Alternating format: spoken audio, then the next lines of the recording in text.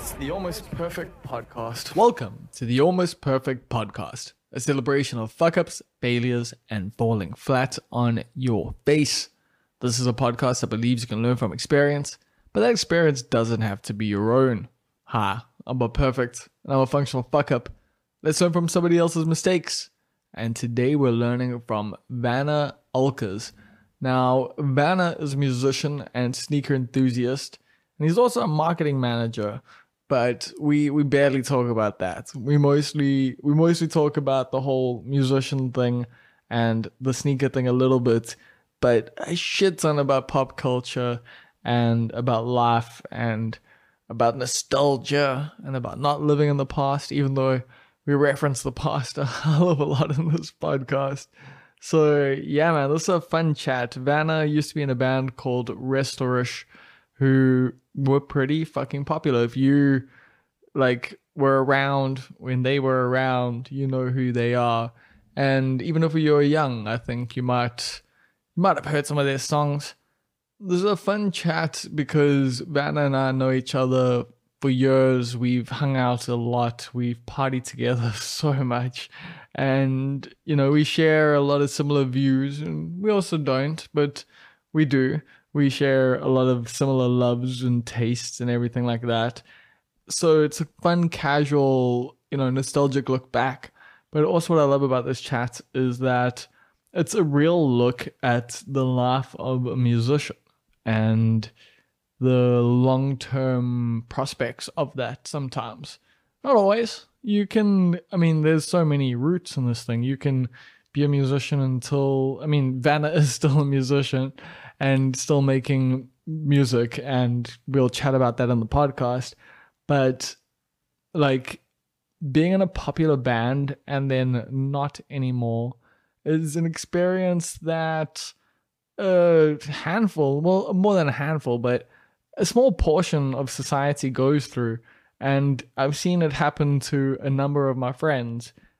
A lot of people have dealt with it differently, and I am going to explore it more as this podcast goes on, because it is something I'm fascinated by. But yeah, that's one of the things I really enjoyed about this podcast, was just what happens after you've been in a popular, successful band, and what brings you to the situation of saying, hey, I no longer want to do this, or I can't do this anymore. And that's a large portion of what we talk about. And as I said, we talk a lot about pop culture. We talk about our friend Nas Hussein, who you probably know from this podcast, or you know from him being the social butterfly that he was in his own way. And yeah, we reminisce because Nas passed away earlier this year due to COVID, and he was a good friend to Werner and a good friend to me. And so it was quite wonderful just getting to do that, getting to share, getting to talk about it. And a part of me, I missed NASA's online memorial because I was traveling at the time, basically. But I also didn't know if I could do it, and now I'm a little bit sad that I didn't. But at the same time, this was really needed. Yeah, it's cool to remember someone amazing and just share stories, get to reminisce. So I'm grateful we got to do that. And if you're friends with Nas, or even if you don't know him, I think you might appreciate it as well. And if you like Zack Snyder, you might not appreciate, just skip 20 minutes, I'd say. If I'm honest. Because, yeah, we go in a bit on the Snyder Cut. I haven't seen it. I'll be honest with you. I'm not going to see it. I haven't even seen Justice League. I haven't seen fucking anything from the DC universe. Because I just, I said to Vanna after the podcast, would have known that, in terms of pop culture, I'd get everything I want as a teenager, and I wouldn't even fucking want it anymore. Because I just don't, I'm at a point where I just rather pick up a comic book, and I know a lot of people that's Of course. But I haven't read comics in a while, so I'm being honest with you here. Like, I just don't fucking care. Like, I just don't care. Like, I just don't. I've enjoyed some of Zack Snyder's work in the past, and I'm sure those of you who enjoyed the Snyder Cut, like, cool, man. I'm glad you guys got something that you enjoy, genuinely. I'm never gonna fucking watch it. Like, and it's not even because I won't watch like a 4-hour movie or something. Shit, I do that. I watch like 4-hour fucking like homemade documentaries on YouTube. So whatever, man. That's not the problem. It's just watching 4 hours of nothing is what I'm worried about. And I know it's deep and whatever to some people, and I'm sure it is. But not for me. I can miss it. And it's also like, I didn't think the Snyder Cut was like a real thing. I thought this was a joke on the internet for real. Like, so I'm still like trying to wrap my head around the idea that they released the same movie twice. Like, they just doubled the length and then people were like, now it's good.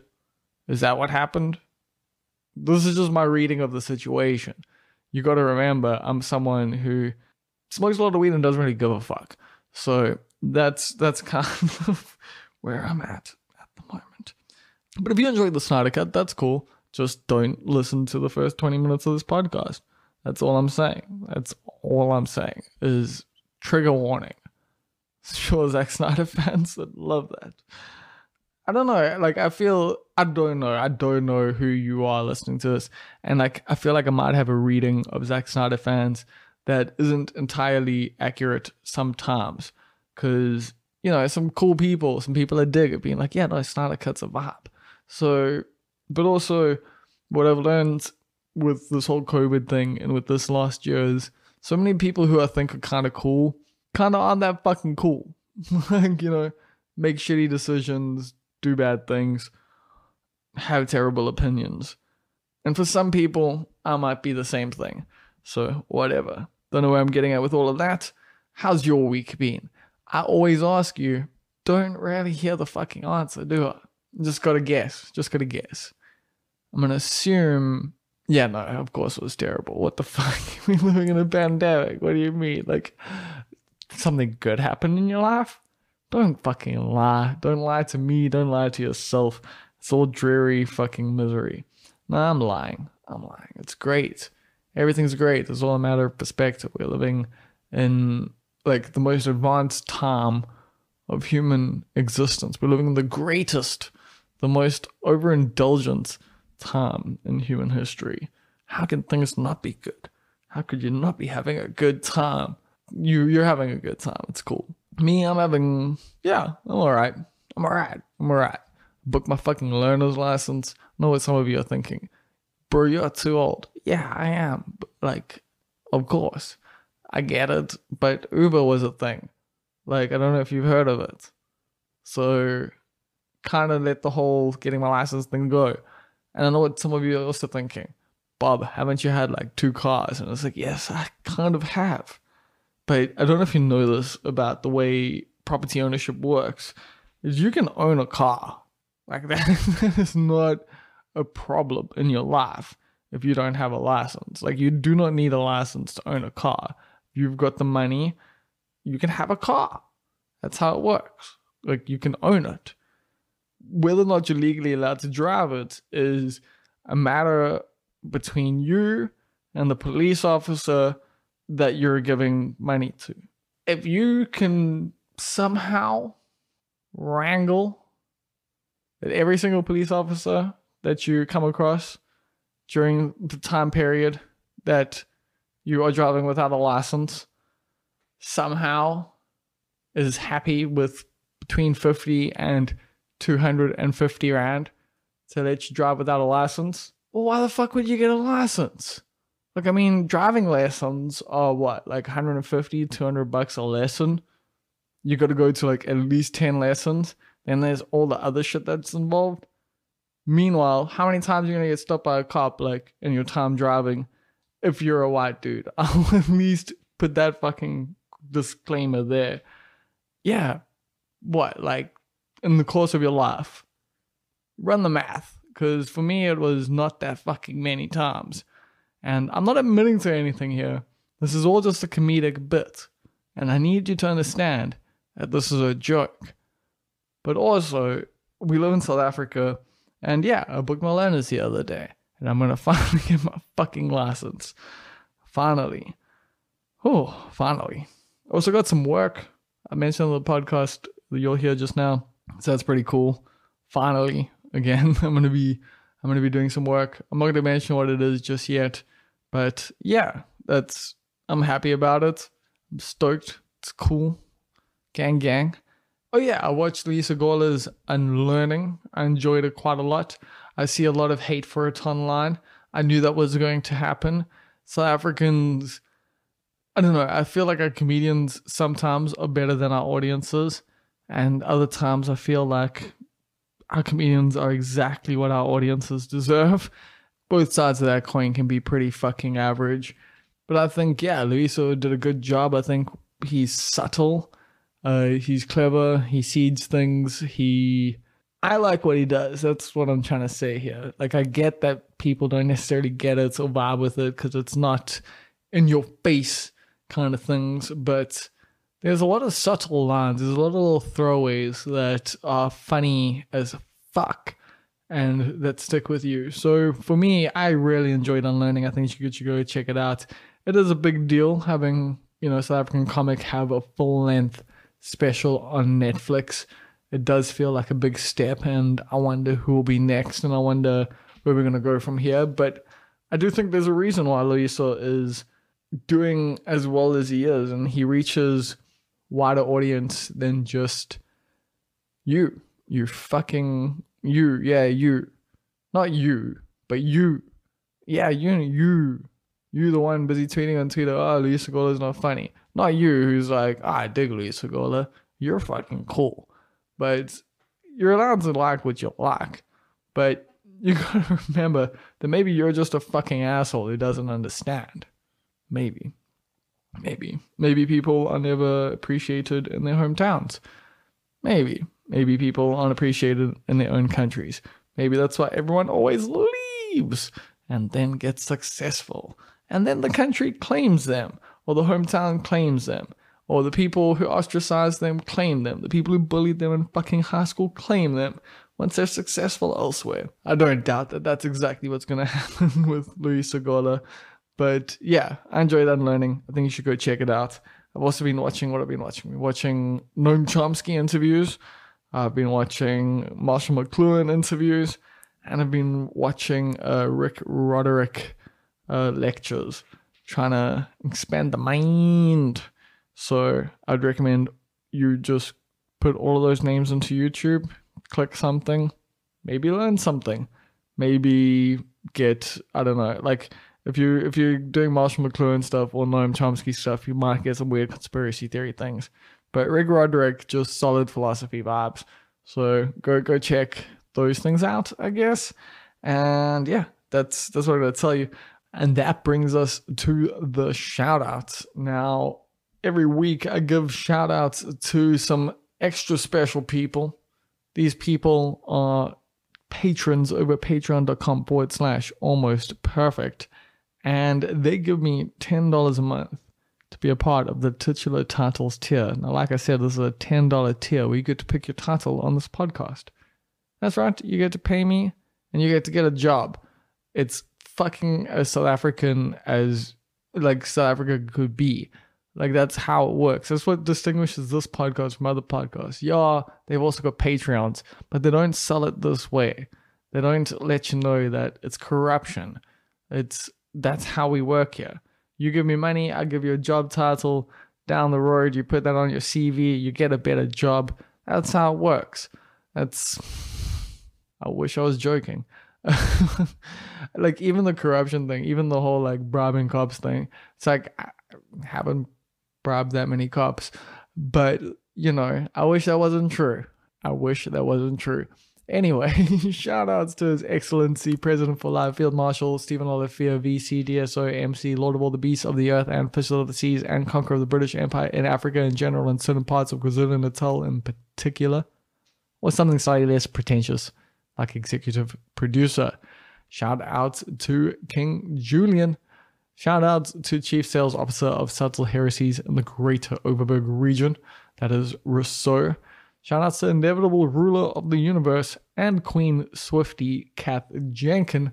Shout outs to Vishendra Naidu, who is the spiritual advisor. And shout outs to our pantsless weasel, Tyron Love. Now, whether you sign up at the $1 level, the $5 level, or the $10 level, you will be getting a pack of stickers in your mailbox. Also, it doesn't matter where in the world you are. I will send them to you. Whether or not you get them is debatable, but then I'll just send more. Like, if you don't get them within 3 to 6 months, I would say. Like, depending on where in the world you are and the South African Post Office. Like, some of them have been fucking fantastic. They've gotten there, like, within a week. Others, well, I'm going to send them again soon. You can also, there's other things that you can get over at patreon.com/almostperfect. So just go check that out. Also, I'm selling mugs. We've got Almost Perfect mugs. We've got wonderful mugs by the Print Room here in Durban. And yeah, they're 100 Rand each. They've got the Almost Perfect logo on them. 10 Rand from each sale goes to Sasonke.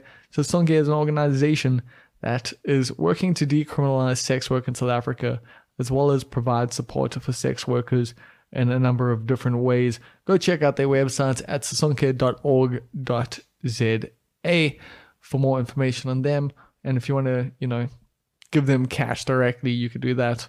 Alternatively, like I said, 10 Rand from each sale of the mugs goes to them. And once again, those mugs are 100 Rand each. You can hit me up at bob@almostperfect.co.za. Speaking of bob@almostperfect.co.za, I am actually requesting listener emails. I want to hear what you think of the podcast. You can ask questions. You can tell me what you think about guests, what sort of takeaways you got, what sort of things you learned. Like, I'm genuinely keen to actually get a bit more engagement in this thing that we're doing here, because I often feel like I'm talking to my fucking self, except for when I'm talking to the guest. But even then, I want to know what you're thinking. I want to know what you enjoyed, what you didn't dig, what you agreed with, what you disagreed with. So let me know, bob@almostperfect.co.za. I'd love to hear from you. And with that, it is time for the Almost Perfect podcast with Werner Olckers. So how are you living, Werner? I'm scraping the bottom of the societal barrel, I guess. I'm living on a hamster wheel, I guess, like everyone else. This is something you and I briefly touched on before we started. Like the way I see it with the situation we're all in is it's the same wheel. People just have nicer cages or different views. I just don't have a penthouse view of the world. I actually have nothing to complain about. I'm healthy. You got some sawdust in your cage. Yeah, you've got a hamster wheel. Yeah, the water bottles gets changed every now and again. Exactly. And what are the parameters of this thing? Can we swear? Oh, bro, can we fucking go? Okay, yeah. You can literally say anything that's not just bigoted. Which yeah, well, I mean, those are the parameters of let's not hold our breath on that one. I have a massive disdain for Afrikaans people. That's which is ironic. But yes, there we go. No, I'm good. Like I said, I don't think I have anything to complain about, really, given where we're at and where the world is at. So yeah, I'm good. How are you doing? I'm alright, kind of in a similar situation, but my shit's looking okay-ish again. I picked up some work today, which has not been a thing for a while. My job at the moment's basically been just making sure my gran doesn't die. So that's been the main thing, in a heavy way and in a light way. But some days it is a bit okay, I actually have to step up in that way. In other ways, it's just her dude, I get that 100%, so much. But we'll get into that. But I'm glad to hear that your head is still on like it's screwed on right, and like you haven't gone down the wormhole or the dark space, or you've Oh, become one trust with me, the I antimatter. have. Like I guess I becoming have one with the fully antimatter isn't bad. I've fully been in the void many times through this last year, more times than like probably since I was like a teenager. You know, It's a like weird thing, but I think it's cool being able to like kind of go into it and still find your way back. I think that's the most important part, is like being able to come back. Some people don't. So I suppose going into the void, or the becoming part of the antimatter, is fine. Like it's just where we are right now. But like if you do it, just make sure that you can find your way back. You got some breadcrumbs. well, that's the thing. I do see that there will be an inevitable end to all of this, like whatever this is, and something new will replace it, and some new horror will probably, There's you know, always take some place. shit going on. Yeah, exactly. Yeah, there's always Like, something to be worried about. Like exactly. Yeah. I'm just waiting for the next industrial revolution to start up. So we at least have what the fourth solid industrial revolution? Hey, yeah, like solid underpaying jobs. It'll be in tech somehow, but like it's gonna happen. You know what I mean? Like we'll be like the generation that like artificial limbs get tested on. Like we're all gonna have like wonky, weird, like electronic eyes or something. I don't know. We'll be like the little pets for all the robots. You know what, like I'm a massive like Terminator 1 and 2 nerd, so like I'm just waiting for Hello. Skynet. Like Skynet, like it's inevitable. Judgment Day is inevitable. The singularity is inevitable. It's gonna happen. So you're all about the singularity. I've like ebbed and flowed on this topic in my own mind for a while, because like, it is like the sci-fi fantasy, but so much of sci-fi fantasy does happen. And it's like, yeah, like it kind of does feel inevitable, because my understanding of intelligence or of knowledge or of all of this that we have is that it just wants to carry on. It doesn't give a fuck through what form, and that form will continue to mutate. So that's what's happened throughout history, throughout evolution. Like everything has constantly evolved and gained different forms of knowledge. Exactly, like, but it's the same cycle and repeating. You know what I mean? Like it's the same cycle of like evolution. Like evolution is inevitable, right? It's this thing Exactly. where like you can't fight it. It is just like it's bound to happen. So that's the thing. It does feel like that would be inevitable, but at the same time, it's evolution's about what works as well. So who knows if that actually will be something that happens, because also the mutation has to happen, and this might just be something that we are imagining when it comes to the singularity. It might be a mutation that doesn't ever happen. Maybe the internet mutates in a different way, and who fucking knows what that would be. I don't even want to know what my browser history is going to look like then, but okay, cool. Like I get what you're saying, and like who knows? That's the thing, is like who knows? Like at the moment, like I'm watching Evangelion, like this anime. Yeah, and it's so weird. Like it's from the 90s, obviously, and it set like the bar for a lot of stuff that's out now. Like you look at like Attack on Titan and all that stuff. Yeah. Someone put me onto it, and she was like, in Japan at the moment, like this is still a big thing. And so I'm getting into it. So they just made another film, because obviously I haven't finished it yet. But what I understand from the whole concept is like it's an expansive, almost like mutating, evolving storyline, where like for the next set of generation or the next set of storytelling, they retell the story in a different way with new characters. Like they bring in a new character. But basically that whole thing is set like in 2015. Like the aftermath of this whole like apocalyptic world that they're living in. Like, and it's not even like a whole like it's basically like Tokyo, even more like cutthroat and evolved, like I suppose. But like it's just so funny that like in 1995 or 6 or whatever, like 2015 was the cutoff point for like our great disaster, and now here we are in 2021 or 2020 part 2 or whatever you want to call it. And we're talking about the future and what the evolution is, but like if you look at like even like Back to the Future, like the flying car thing, here we are all those years later, and the only thing we really got from Back to the Future in terms of technology was self-lacing shoes.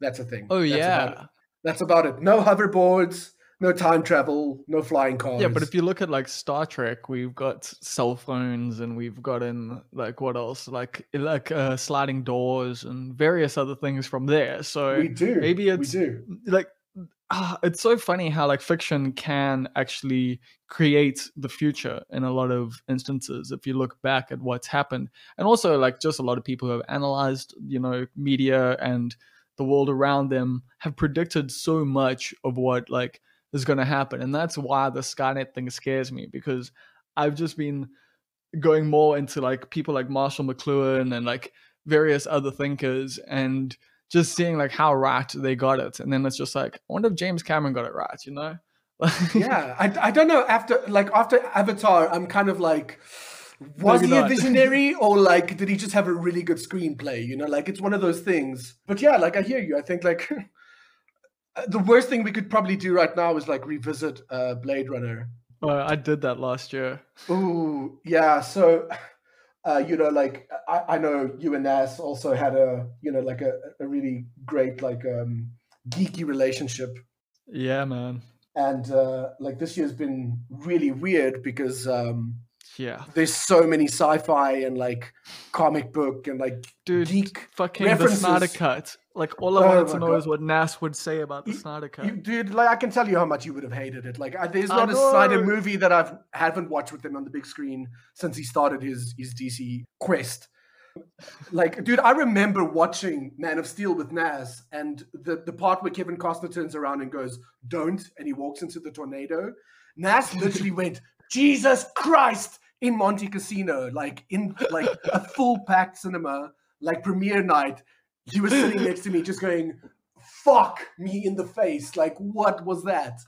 And like those are the things that I miss most about that guy. Like obviously multifaceted and an amazing human, and like it's still unreal to think about it, to talk about it.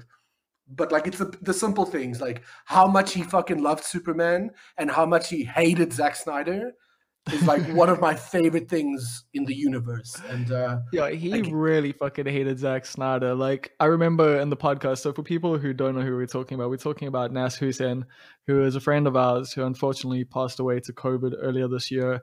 And yeah, we chatted about Watchmen, and my opinion has since changed. Like I listened back to that podcast, obviously after he passed away, and it was so funny because like I enjoy the Watchmen movie and I still think it's fine, but like I used to like it more than the comic, and like I just didn't get the comic as well as I should have. And like after rereading it, it's like I understand it a lot more.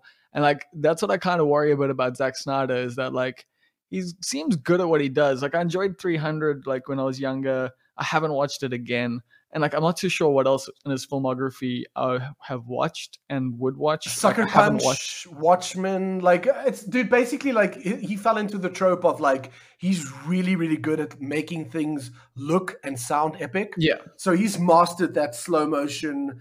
Like some weird Irish folk singer singing a Leonard Cohen song in the background with like epic sound effects. Like he nails that stuff. Like he like visually, like yeah, like I get why a lot of people like it.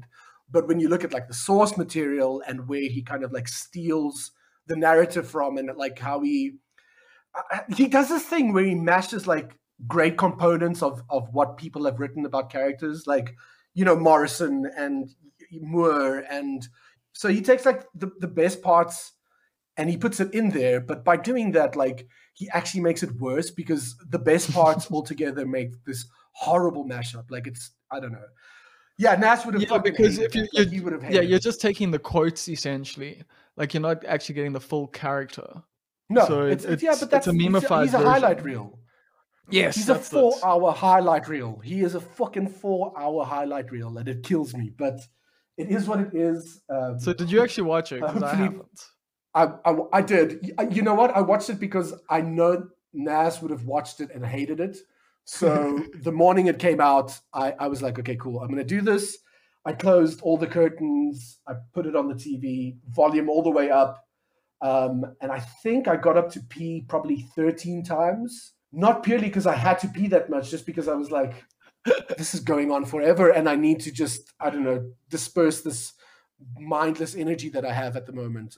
But yeah, like I don't know, like I've seen a lot of people really liked it, Yeah, but same. they're all It's fucking been idiots weird. anyway. So it's a weird one for me. Like I don't know, like just go read a comic. Just All Star Superman is all you need to do to understand why this movie's terrible. That's really all I have to say about it. And I think Nas would agree with you 100% there. That was one of his favorite comics. Oh man. If not his favorite comic, it was, yeah. So Yeah, that's one of the hardest things I've had to deal with this year, and I think you probably also been feeling that loss pretty heavily.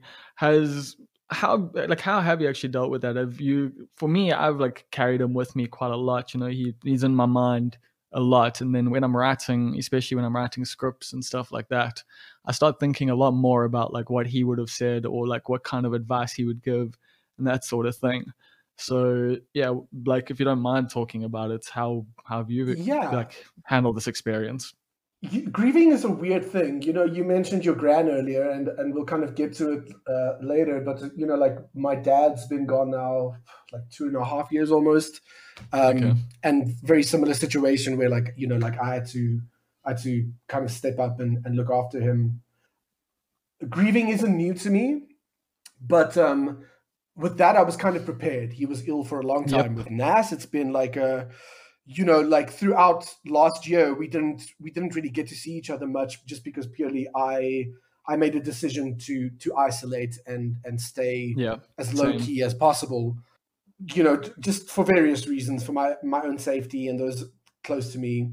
But Naz and I spoke almost daily, and generally it would be 7-minute voice notes about you know like everything from girls to comic books to like you know we were Yep. rewatching Twin Peaks together. Like, so it's a weird thing because it doesn't He loved really his feel like like he's walking and gone. talking voice notes on the way to Ah, I something. loved it, loved it. Or like he would be cooking and he'd be like, you know, Yep. he'd have an epiphany halfway cutting an onion and just be like, he'd stop cooking and then send you like 40 minutes worth of stuff and then only eat.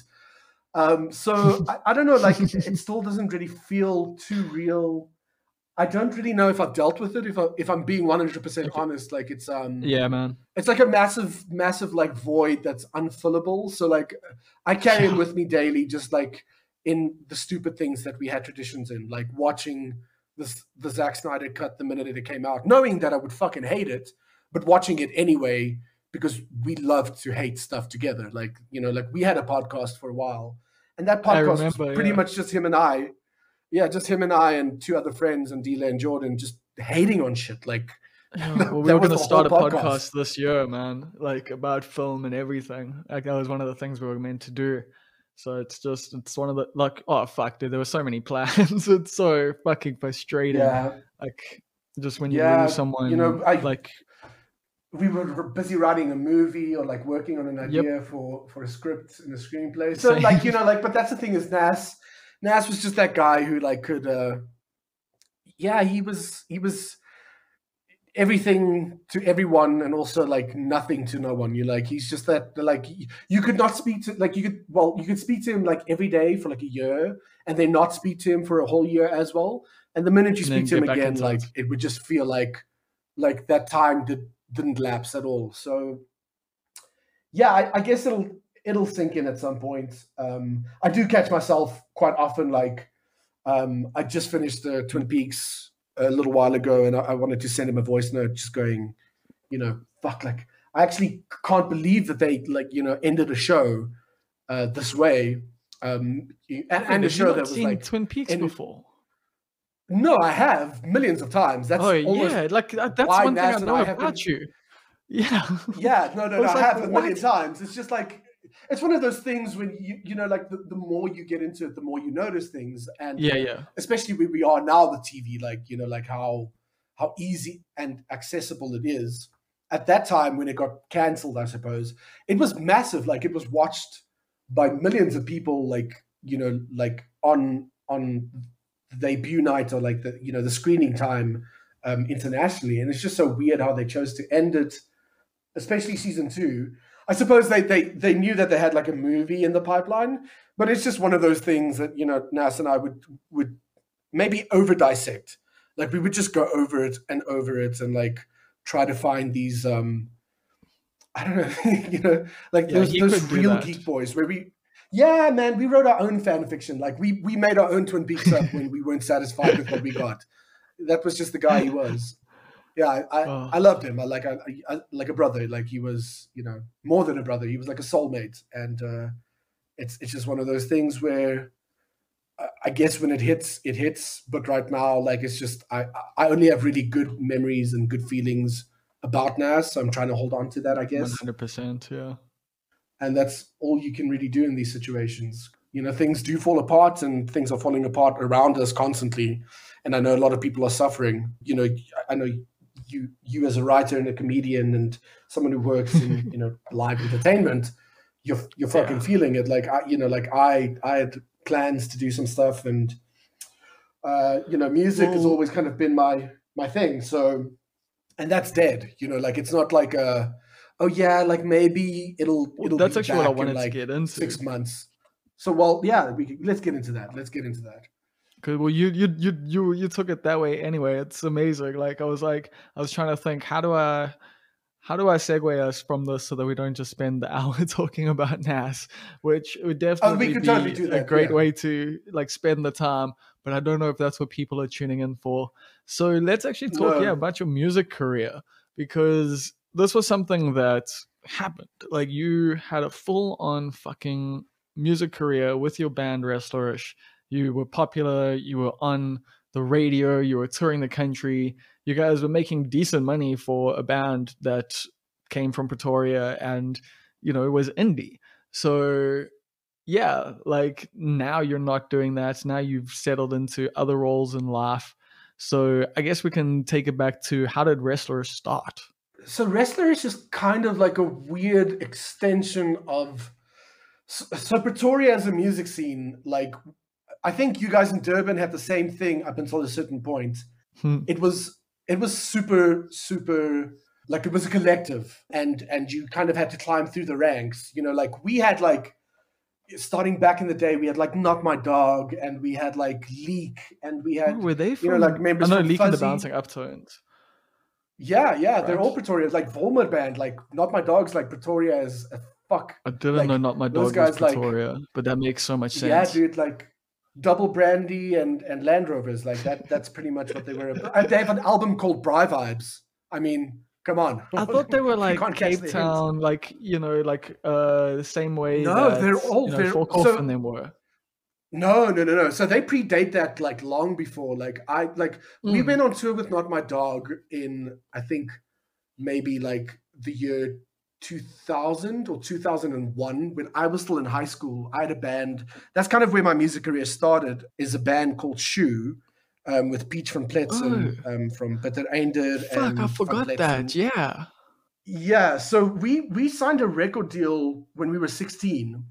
Yes, this was a thing. And we were touring and playing shows where our parents had to drop us off. Like at 16, like we could play the shows if our parents came with, kind of thing. I don't know, like in Pretoria, like from that, like Shoe reached like a plateau where all of us were like kind of like, well, we all kind of want to do different things. Maybe we'll revisit it someday. We never did because we got so busy with other stuff. But Peach basically went on to do Yesterday's Pupil, and he became a producer and did Bitter Einder. Barent started Kid of Doom. So Kid of Doom, obviously, massive Pretoria band. And from that there was Sovereign Academy and Griet and the Griet Fest evolved from that. Weird, and but Hotbox. like, isn't it weird like how that happens? Like how these projects that you have as teenagers, because like I just look at the Durban scene and I can trace like a lot of genealogies to like, small bands, and then from there like people moved on to other bands, and then those bands actually became like big projects. So weird. It's cool because like I remember like being in Shoe and playing a show with the Misers, Null Crocodile in Pretoria, and just hanging out with Marty, and being like, this dude is so fucking rad. Like we had so much in common. I know that feeling. And then, like it's a weird thing. And then like I think like a couple of years later, when Wrestlerish was really touring a lot, like we played Durban often. Like we would sleep at Marty's flat like at least like once a month or like once every 2 months. So it's kind of cool like how that worked out, like, and how those connections kind of stayed in place. But Wrestlerish as what it was kind of me going, okay, what do I do post Shoe? because we as a band, Shoe, were like, everyone went to study jazz at the Tech in Pretoria, where all the guys from Not My Dog are from. So they're these massive jazz musos. They're like fucking monster players. And we got hired as Joseph Clark, who's this American who does a Queen tribute show, but like a massive Queen tribute show. I mean, like we played like I saw that on your LinkedIn. Yeah, we played like the Sun City Super Bowl with like the Black Eyed Peas and Shaggy for SAB, Wow. like corporates, when we were like 18 and 19 years old. Like we had free reign. And I also think like that aged us in terms of What the musical fuck were you taste and thinking at that capability. time? But Dude, what, it's the like, weirdest thing. We were making crazy cool money. yeah, Playing because that music. like back then you're making like probably like what 10, 20 grand a show between 4 people, so you're like probably making like 5 grand each. Like I'm just spitballing like minimum there. Like that's like Oh pretty no, dope. that was more than that, dude. Like we were living Holy shit, you large. guys were so you guys were like Yeah. a top tier band from the get go. Well, you know, like with the Queen thing, like it grew. Oh us yes, 'cause we that, had oh, to, so like, that was sorry. Okay, yeah. so that was kind of like where the big income came from, but that also like gave us a business acumen, like in terms of understanding how to book and how to work with promoters and how to work with radio promotion and, you know, pluggers and publicists, and it just gave us this massive like leap in terms of growing as not just like musicians, because we had to, because all of a sudden we were playing to 10,000 people, but we also had to become really good at being business minded about the industry. Yes, it's kind of why so many musicians become alcoholics and drug addicts, because you don't know what to do with your money. You don't know what to do with your money. And we were lucky enough, like, you know, like the people looking over or like after us in terms of the Queen show kept us so busy and kept us so in check in terms of rehearsal and being punctual and being professional that carried over into Shoe. And then when we stopped a Shoe, it carried over into all the other projects that we had. But how Wrestlerish basically happened. Like, okay, you finished. You carry on. Sorry, I was gonna say. Actually, let me say what I was gonna say, and then you can carry on. Sorry, but Pretoria musicians know how to jol, though. Like, dude. Like, I mean, like, I've had the Kid of Doom guys stay at my flat. I've had. Do you remember how we met? With you. I don't remember how we met. Please tell me, because I know like a story of ours, and I will share it just now. But tell me how we met, because I've tried to remember. I was genuinely thinking about it before this. Met was we were playing in Umhlanga. It was Wrestlerish, Go-Go Bronco, and City Ball Misers at a venue that was kind of like a diner. It was diner. It's the diner, yeah, the Rock Diner. We played a show there like in December, like mad heat. Lots of tourists. Was everywhere. That when I jumped off the balcony? It was, and your dick was out a lot in that era. So, like the first time I met you, I think before I even knew your name, I'd seen your dick, and that was just kind of like that was the times, you know. Like if that would fly right now, I'm not too sure. Like I think we've all grown and realized, you know, the boundaries. Well, the thing is, it was never sexual, and it was never. No, it wasn't. You know, no, it wasn't. But the whole object of that, like, and I'll talk about it, because I don't think I have like addressed on the podcast before, and people have probably heard people bring it up a few times, where it's like, yeah, I've seen your dick. Like, I used to get naked in public a lot. Like, this was a thing that I did to get comfortable with my body and to challenge societal norms on nudity. And I get why some other people might be uncomfortable with that in this current environment, and might have been uncomfortable with it at the time, and I didn't see it at the time. But that was it. That was the whole idea to me, was this is just an outlandish thing, and it's silly that we are constantly having to wear clothes, and that nudity is this thing that, you know, society frowns upon, and that we have to like feel so bad about our bodies. So for me, it was just... Dude, like, honestly, I think, you know, looking back on it and touching on something we mentioned earlier, you know, you've evolved as a person, and, you know, as society's evolved, your place in society and your understanding of society has evolved. And especially where we are with sexual norms and, you know, like gender-based violence and the understanding of what that means and speaking up against it, you know, so what you did getting your dick out in public these days is seen different. Yeah, but like it's not really a representation of who you are now. Or what you are now. So definitely like, not. You know, like, dude, but I mean, like, this was like maybe 2010. or maybe even 2009. I'm not even sure, but like, you know, like I think looping back to like Pretoria bands know how to party. Yeah, like, dude, I've done stupid things. Like, dude, like I don't know. Like, Can I we think it was talk that about same the tour. MK Awards? Yeah, totally. Which MK Awards? I can't remember which one. Well, the ones where I was with you. I remember you stayed with me the one. Yeah. Yes, where I passed out at Arcade Empire eventually, and like you stopped the bouncer from throwing me out. Thank you, because we finished a bottle of Jaeger together after we had been at the MK Awards, where you wanted to fight Snake, I think, and I can't remember why. Oh no, it wasn't Snake. It was Fred from Hivels. Oh. Yeah, so you know what the thing is, like I think I definitely have a temper. This is fact, and it's been recorded. But like I have a temper when it comes to bullying. Like I was bullied a lot when I was younger because I was a really big kid. Like I've been this size, like I'm 2 meters tall. And I was bullied a lot as a kid because I wasn't into rugby and I was Afrikaans and in Afrikaans schools. And part of this like very like Christian, you know, you go to Sunday school. I stayed home and watched X-Men, the animated series on Sundays. Like, you know, my parents... Exactly. You know, like, that's how we were raised. Like, I just didn't... I was so separated from all that stuff, but, like, people took exception to it. And, like, I got my ass beat, like, a lot when I was a kid. Until one day my dad was like, okay, enough. Like, you know... I'm going to teach you how to fight. So he was a prison warden, and there was a boxing champion in one of the wards that he was overseeing. And not a bad guy to teach you. Not bad. So he got the boxing champion to teach me like twice a week in the prison gym. Not for the prisoners, for the people who live on the prison grounds.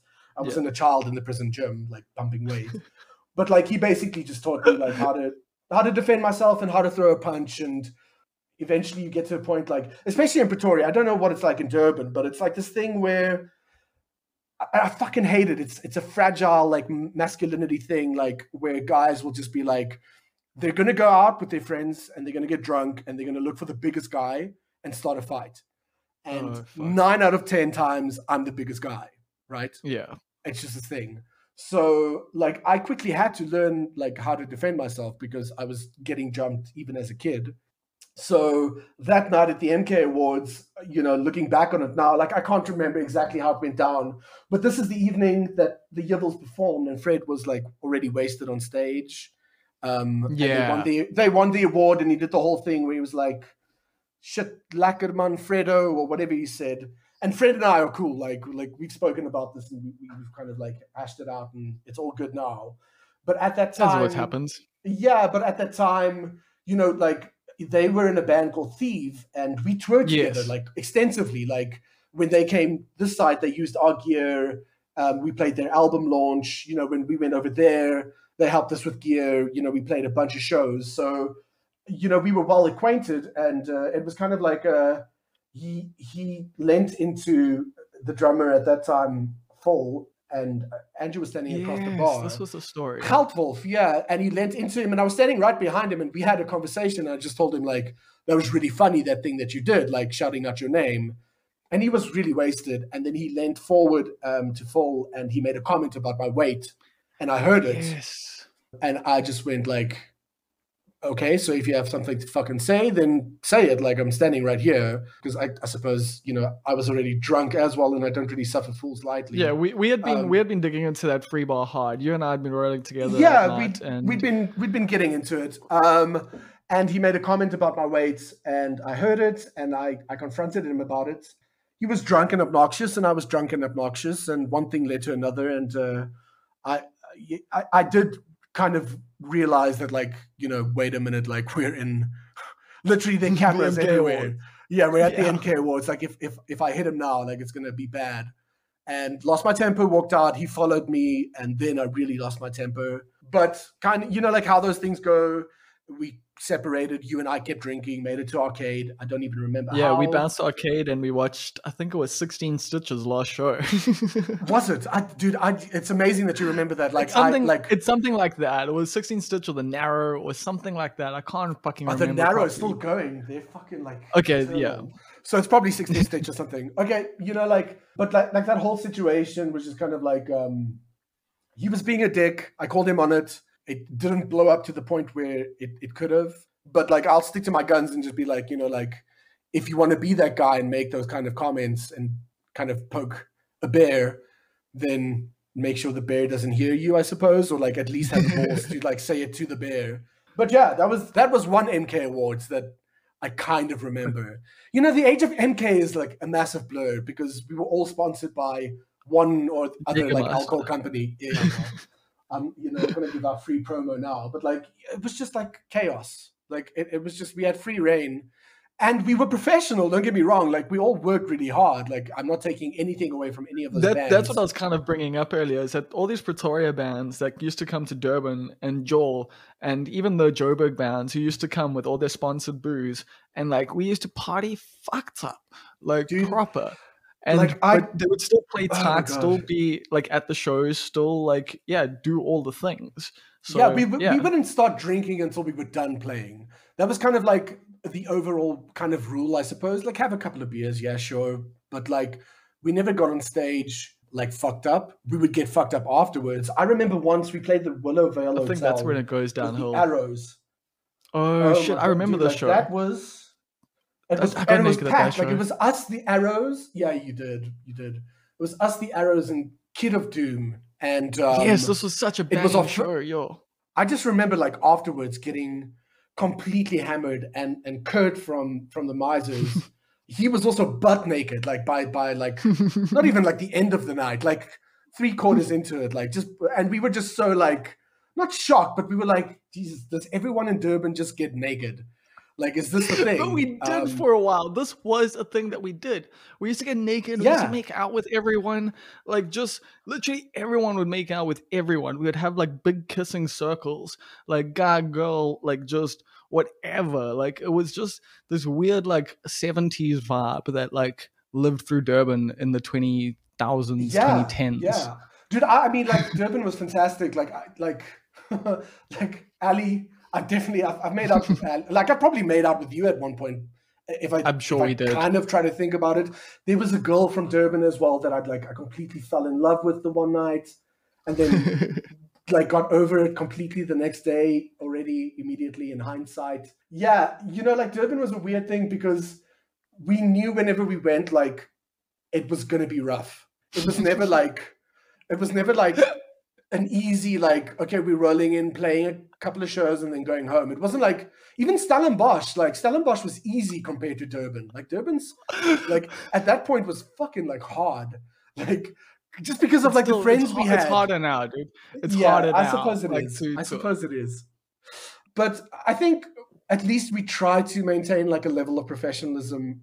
And we played weird places. Like, I can't name all the places that we played in Durban. Dude, we played, like, from the Botanical Gardens all the way through to the Willow Vale Hotel to, like, to Chilton.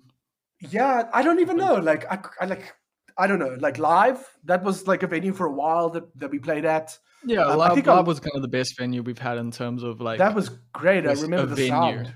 Yeah, the sound was great. Yeah, exactly. They just sucked at booking, I think. We only played it twice or once, and we played our last tour, like Durban tour, like, was Live. So yeah, Durban was this anomaly because we kind of always knew that no matter what happened, like, we were gonna get fucked up. Dude, like, there was a band, Fruit and Veg. Yes. That, like, tried to start fights with any band that came from from Pretoria to Durban or from Joburg. Okay, I didn't know that they used to start fights. Like, I know, like, Kendall and them used to start fights, but that's what's this girl? Loopy? I don't know. Yes. She would get wasted and just, she was like, in Fruit and Veg. Yes, she would, like, call, like, people like fascists. Yes.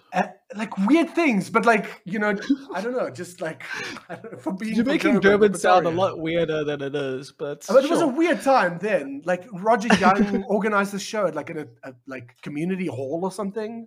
I don't know if you remember this. Oh yes, that was a good show. It was a great show. Like, we had a good time. We played a great show. Like, but that was also, like, you know, we were staying at Marty's place and we couldn't get in because he took a girl home and forgot that we were staying there and switched off his phone. I don't know if he forgot. Yeah, well, I don't know. Like, I never really followed. We'll hear in the listener emails maybe.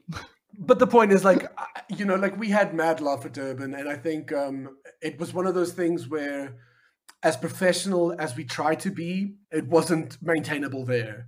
Like never. For some reason, like I think that is it just didn't honestly a happen. compliment. No, it is. It is. It's a testament to what I remember Durban as, you know, like being at Spigadora at like 2 a.m. with like a bunch of people you've never met in your life sharing pizzas and like just having like really good chats, and like people were genuine. And it's weird because like thinking about it now, everyone that I know from Durban that I hold dear, except for you, they've left. They're either in Cape Town or Joburg. I can't like name a single person. Maybe Ali's still there, or he's went back. He came to Joburg. Ali came back. He went home, and Matt's still there. I know, like, but but Matt's got family vibes. Yeah, like he's an adult, which is weird. But like, he was an adult before, like everyone though. Like, yeah, he was a kid for longer and then became an adult quickly. It's exactly. It's a weird like balance, but yeah, like I think the Great Migration from Durban happened like around like 2015-ish. From there on, like people just started really like picking up and like leaving. Yeah, but sooner than that, it was just like a yearly event. Like every new year, like another group would leave. And yeah, like I try to build things. I've been trying to, like I've stuck around because also, I've had like the family thing for the last while to deal with, and like knew that was coming up, so had to. I'm sorry, man. It's okay. I mean, it has been tough, but it's also like. It's just, life has its seasons, and this is just one of those periods. And it's like, I understand that, like, I will come out of this time and be stronger for it and know a hell of a lot more about myself and the world and sickness and death and just a lot of different things that I had no experience with before, no conceptual understanding. Like, I was so young just a year ago, It's the weirdest thing. I think the safe bet is just don't quote Bukowski and you'll be fine. Like that's like if you don't do that, then you're okay. Like, ultimately, like Durban. It's just, sitting back and thinking about it, it's just like the first conversation I had with you, like literally, I don't know why this just popped into my mind because it's actually so Durban. We were sitting with, I think, Sheldon from Go-Go Bronco. Sheldon Lotter. Yeah, who was so chilled and such a nice dude. He still is. I just, I suppose, like I haven't spoken to him in years, but I just remember him being so... He's doing super well for himself. He's over in Europe and he's like a hot shot in the computer industry. I can't remember exactly what it is he's doing, but he's in some software. Like he used to do coding and did websites and then just built his way up now. And like he's like either a CEO or partner at some firm of sorts. So shout out Sheldon Lotter. I know you're not listening to this. Yeah, I love that dude. He was just a solid dude. But you and I and him were sitting at a table and he was just being Sheldon and being kind of like reserved. And you were telling me, this was this thing, you were telling me about a band, I think they were called Crossing Point, and how much you fucking hated them. I don't know why. Oh, wow. But you were off your face drunk. But you were just like going on. Because of the frontman at the time was super Christian and did some weird shit that pissed me off. But shout outs to Crossing Points in retrospect. Brandon Van Eden, you're cool. Rich, you're cool. Who else was in there that's cool? Ross, you're cool. Yeah, I mean, like I don't really remember the context. I just remember you being like really upset and fucking like genuinely like hating either a member of the band or the band. But you basically, were just telling me about this band, and that's like the first time we met. And I remember thinking like you were very passionate about hating something at least, or like not being into it or disagreeing with it, but you were passionate. And I think that's carried over in everything that you've done. And it's really cool to be able to like, sit here with you now, all these years later, and you're still doing your thing and you're passionate about your craft. And I just think Durban has that energy that Pretoria has in that sense, where that authenticity, I think. Yeah, people are just passionate about the stuff that they do. And I think that's why Wrestlerish worked. Like I was just really passionate about being able to write good pop songs in a indie or folky or whatever you want to call it capacity. We were good at booking shows, and we were good at being able to put together lineups. It was great, but we also saw the writing on the wall to kind of like loop back to how we got into this is like, I definitely, I had massive burnout towards the end of Wrestlerish in terms of just my mental health. I wasn't in the best space. It had taken its toll, just the expectation and trying to keep it afloat. Like we could definitely see, like, from year one to, like, let's say year 6, like the revenue that we were making in the first 2, 3, 4 years was definitely not the same as it was in the last 2 years. And maybe So it we actually weren't went down.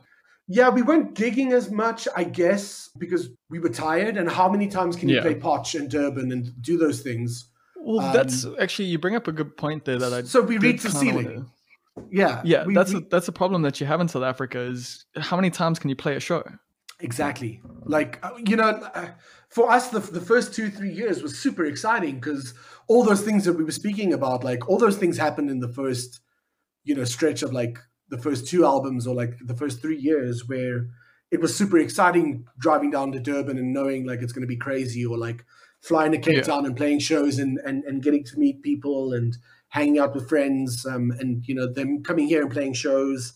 And I still like hold all of that dear, but I also think that like what happened to me personally was I developed agoraphobia, and it happened weirdly. Like, I mean, when it happened, I guess at that point we had driven hundreds of thousands of kilometers and flown in so many flights, and we were on our way to Mozambique, and I just had a panic attack in the van driving in the middle of nowhere, like rural border of South Africa and Mozambique.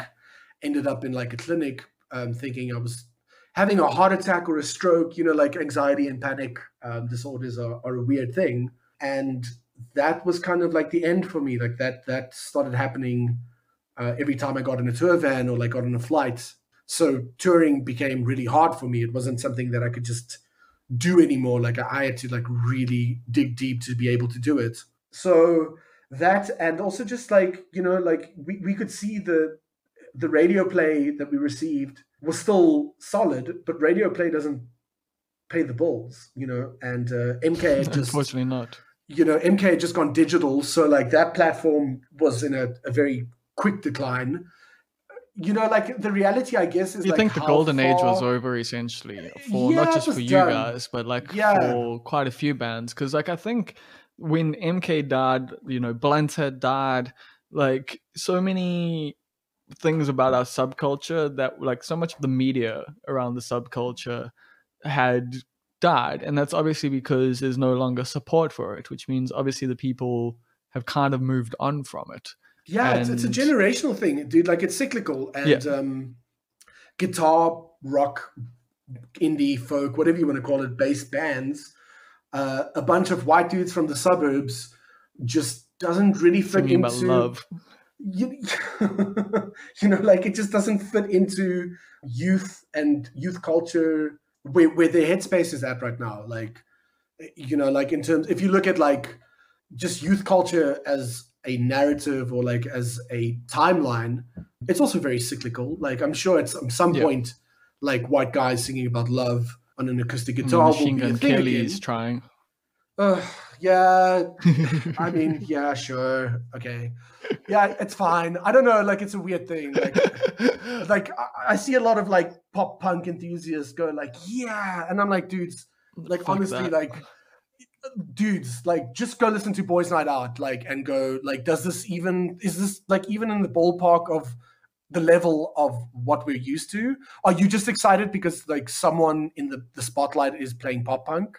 Like what is the appeal here? Because it's not well written, it's not well And that's exactly executed. why he did it. It's just You to know, be like, able to like yeah. be the guy who did it. And be nostalgic about like the shit like he used to love, I suppose. Like I mean, like Exactly. it's cool. Yeah. Like great. Like I'm Good glad for he him. did it, but like in terms of the greater scheme of like pop culture and especially like youth culture, it's nowhere near to what kids are. I hate saying kids are listening to, but yeah, what the youths are listening to. Like it's irrelevant. Like it's a blip on the radar. And I think the people that picked up on it most were like the boomers, like the people who are still burning the candle at both ends for rock and roll and metal and those genres. And I get it. Like, it's a nostalgia thing, and it's like it's ingrained in your youth, and you develop as a human being at that time. But like, let's be honest, Your Metallica identity maybe kind had, of becomes set. yeah, like, and let's be honest, Metallica had like maybe 3 good albums. Like, Yeah. it's like And like it's none just one of past those the things. 80s. I think they did their best stuff in the 90s when they weren't making metal and they were actually writing songs, like, but that's, Fair, I get you. like, it's all like cyclical once again. Like, even those bands saw the writing on the wall and kind of moved away from, the thrash thing. But And that's I the thing. think, So those bands evolve different sounds. So that's what's happened. This is what I think is interesting about you and Wrestlerish. And I think obviously because of the agoraphobia, that obviously had a big effect on things. But you were saying you were also seeing the writing on the wall. Was there not a way to adjust? Was there not a way to, write different kind of music? Try and not necessarily yeah. keep up with the trends, but See, that's the thing. So is were you like, thinking about any of this?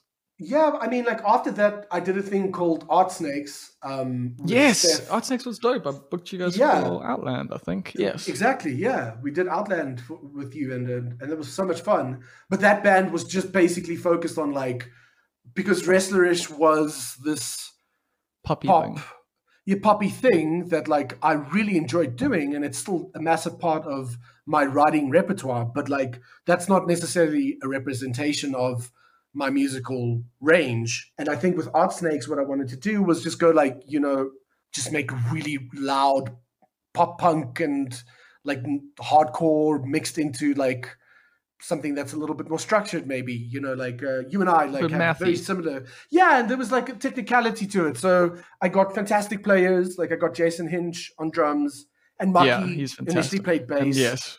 And then Steph came in. Musicians. So it was just this thing where we were like, okay, cool. I wrote like 12 songs and we rehearsed them and we were like, cool, we're going to just play a couple of shows. We want it to be fun. We're just going to fuck shit up. And that's what we did. I think we played Opi Kopi, we played Outland, we played Millipop, and we played 2 club shows. And Halloween in Pretoria, which is like basically a festival. Oh, what, an arcade? Yeah, the arcade version, but it was at the Voortrekker Monument. Our first show ever, actually. Oh yes, wasn't arcade, that with a big international band? Yeah, there was an international on that lineup. I can't remember. It was the one before Alien Ant Farm.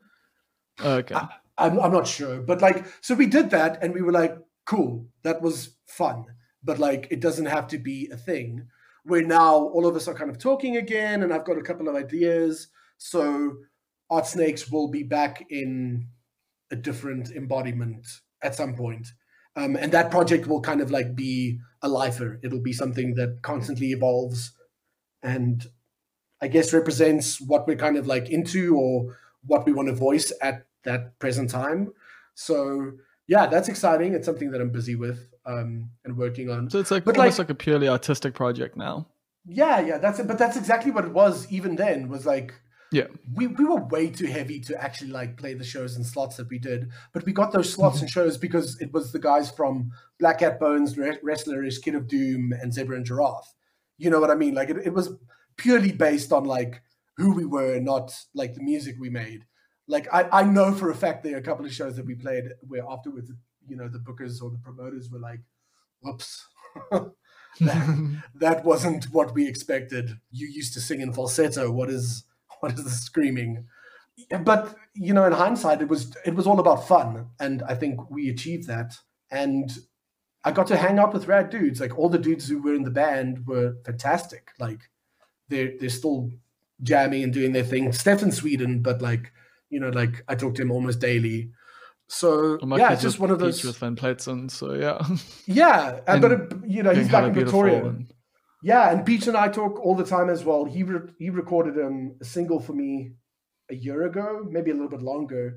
Because that's the thing is like I know that the minute I really want to start making pop-driven music again, I could very well do it in Afrikaans. Like an Afrikaans Wrestlerish is kind of where it was always going to go. Because while I was doing Wrestlerish, I had an Afrikaans hardcore band called Sesling. That I started. It was kind of like my brainchild, and I just didn't have the time to do both. So what happened is I stepped away and they kept going, but like my writing in Afrikaans kept evolving. So I think if the mental health stuff didn't happen and my dad didn't get sick, the natural progression of things probably would have been like I would have gone maybe in a solo capacity, a more wrestlerish kind of sound, but in Afrikaans. So Peach and I have been working on that little bit by little bit. Yeah, it's something that's there. I don't know if I'll ever really do it to, make a career out of it. I mean, it is interesting because you have a love-hate relationship with Afrikaans. I have a love-hate relationship with Afrikaans culture, and I think that's something that definitely is represented in the songs I write. I don't have a love-hate relationship with the language. I think it's a fantastic language. I think it's a beautiful language. And I also think that that's the thing is like, it's actually like there's so many beautiful things in the culture. And I feel like finally Afrikaans culture is at a point where like people are actually stamping out the bullshit. And there's a lot of bullshit, but people are finally like generationally going like, you know what, like this is not cool. This will not be tolerated at all in any capacity. And I'm seeing it with a lot of my friends where like, like the hierarchy of the family where like you had that one drunk, belligerent uncle at Christmas, and he might have dropped one or two things and people would have, bit their tongues and looked the other way. Now, like that comes out and like they're knives at his throat. Like it's just not, like it's just not a thing anymore. It's not acceptable. So yeah, love-hate relationship. But like I do personally kind of feel like more than ever, like Afrikaans culture is like reinventing itself and it's split off from the norm or the narrative, like this good Afrikaans Christian ideal thing. It's almost like a second wave of like Afrikaans it's alternative cool. culture. Yeah, exactly. It's cool. Like it's like a thing upon its own. Like the way I kind of view it is the post Fokhof Polisie culture, where that was a big thing, and those guys, like, I mean, they made waves and like so many like things that have happened in the industry. So many of Afrikaans friends like got their identity like cemented thanks to Fokhof because they had this band that was singing about what they were going through in their language. Like, they didn't have that before. So so many of my Afrikaans friends, I'd like, and it's a beautiful thing. Yeah, love them. It's a beautiful thing. And the things that they stood for at that time and the things that they were preaching just echoes into this new generation. So I think, like in terms of a soapbox, they were the first band of our generation, at least. I know there was Vasgoed Lane and Johannes Kerkorrel before that. Like there's always been a voice, but it's just the voice is continuously getting louder, which I think is important. I think ultimately what it kind of comes down to me, like what it comes down to me for like is the fact that like if I wanted to, I could do it. And I know I can do it, but the music industry is fucked. The music industry is absolutely fucked. Like, like you and I both know musicians, a lot of musicians and booking agents. Most of my friends are musicians, yeah. Yeah, and like I feel for them because they don't have a backup or they don't have another skill or something that, they were kind of hoping. And if you're not at a certain level or like you're not, like a session person for someone or like if you had a band and you were kind of coasting through and you had a couple of like pub gigs or like doing covers for 2 hours, which there's nothing wrong with. If you're making a living doing what you love and that's what you do, fucking power to you. Like I respect those people so those much. Those guys like, do a lot better than a lot of bands that I know. Exactly. Like those, but like they actually make a living off of playing music. But those are now the guys that like are feeling it the most because they're just not booking shows, they're not making an income. And a lot of session players as well and producers and, just across board. Like I think the problem is if you look at the numbers, it's scary to think that like before, like if you had a show where the capacity was, let's say, 10,000 people, you were hoping for like 7,000 to 8,000 people and you would make good money. But now we're limited to 500 people. There's no way you can sustain staging, crew, lighting, engineers, sound engineers, bands, promoters, marketing, like all the elements that go into making a show. how do we actually sustain that moving forward, and how, because we have no idea how long this is going to take. No. And I think the biggest problem I'm seeing, and realistically the way that I'm looking at it, is everyone who had a stake in it, or anyone who was doing really well, like they've lost pretty much everything at this point. So it's basic, capitalism or business. You need money to make money, and if you don't have the money to invest to make the money again, like if you depleted in terms of your funding, and you've had to sell off your gear or whatever it is, like how do you recoup and recover from that when the biggest you can cater to is 500 people? Well, like what do we do? Do we do 500 people in blocks of like repeated shows? So you have 2 bands that play twice, 5 times a day, what is the dynamic? Like, it just doesn't make sense. The thing for me is just being like, as a live performer, as someone who, like, I had a festival that I'm probably never going to put on again. The Heat City Comedy Festival was going to go into its 4th year last year. And like, so, there's been a lot of things that like I was going to do and I was going to like, that I've lost. But for me, it is a matter of, well, I'm a creative person. Like, I'm not just a comedian. I'm not just a festival organizer. I'm not just someone who makes, and I do like, I'm fucked financially for the next, who knows how long. But at the same time, like for me, it's just been about investing in myself and learning different things and going, what else can I actually do here? Rather than trying to think of, like, how do I get back to what I was doing? And I hope I can get back to what I was doing at some point. Like, I really do. And I think we all do. Like, and I think that's such a great quality, like, and trait to have, to be able to have the, the foresight to be able to go, like, okay, right now I need to be more than just this, because I am more than that. But from what I've seen and like what I'm picking up is like most of the musicians that I know of, they're not. They're just going like, let us play. When can I get back on stage? Yeah, that's what I'm saying as well. It's not a thing of like, okay, cool, like I'm going to expand, or like, and the guys that are expanding and doing interesting things are the guys at the top. They're the guys that are like going, okay, cool, like how do we diversify our revenue? Because they have the capacity and but they also have the business increment to be able to do it, which is awesome. But at the same time, like, I think ultimately not everyone has that. So I think what's going to happen is it's going to implode completely. And then we're going to have this massive wave of kids who picked up instruments during this time, who start playing in garages again, who start making noise. That's kind of what I felt. Like, I think there'll be like a massive resurgence of more of a energy. DIY scene again. Yeah, but that's how we did it, man. Like, we had punk fest at Thrashers, and we flyered high schools ourselves, and like we got the kids involved, and like we put up posters and got chased by cop cars, like, for like that's just what we did, and we did everything ourselves. Dude, we booked a tour to Cape Town without knowing a single person there, through like literally a couple of messages on MySpace. Like, Shu and Kid of Doom went to Cape Town, and it was phenomenal. Like, and that cemented like a working relationship. Princess.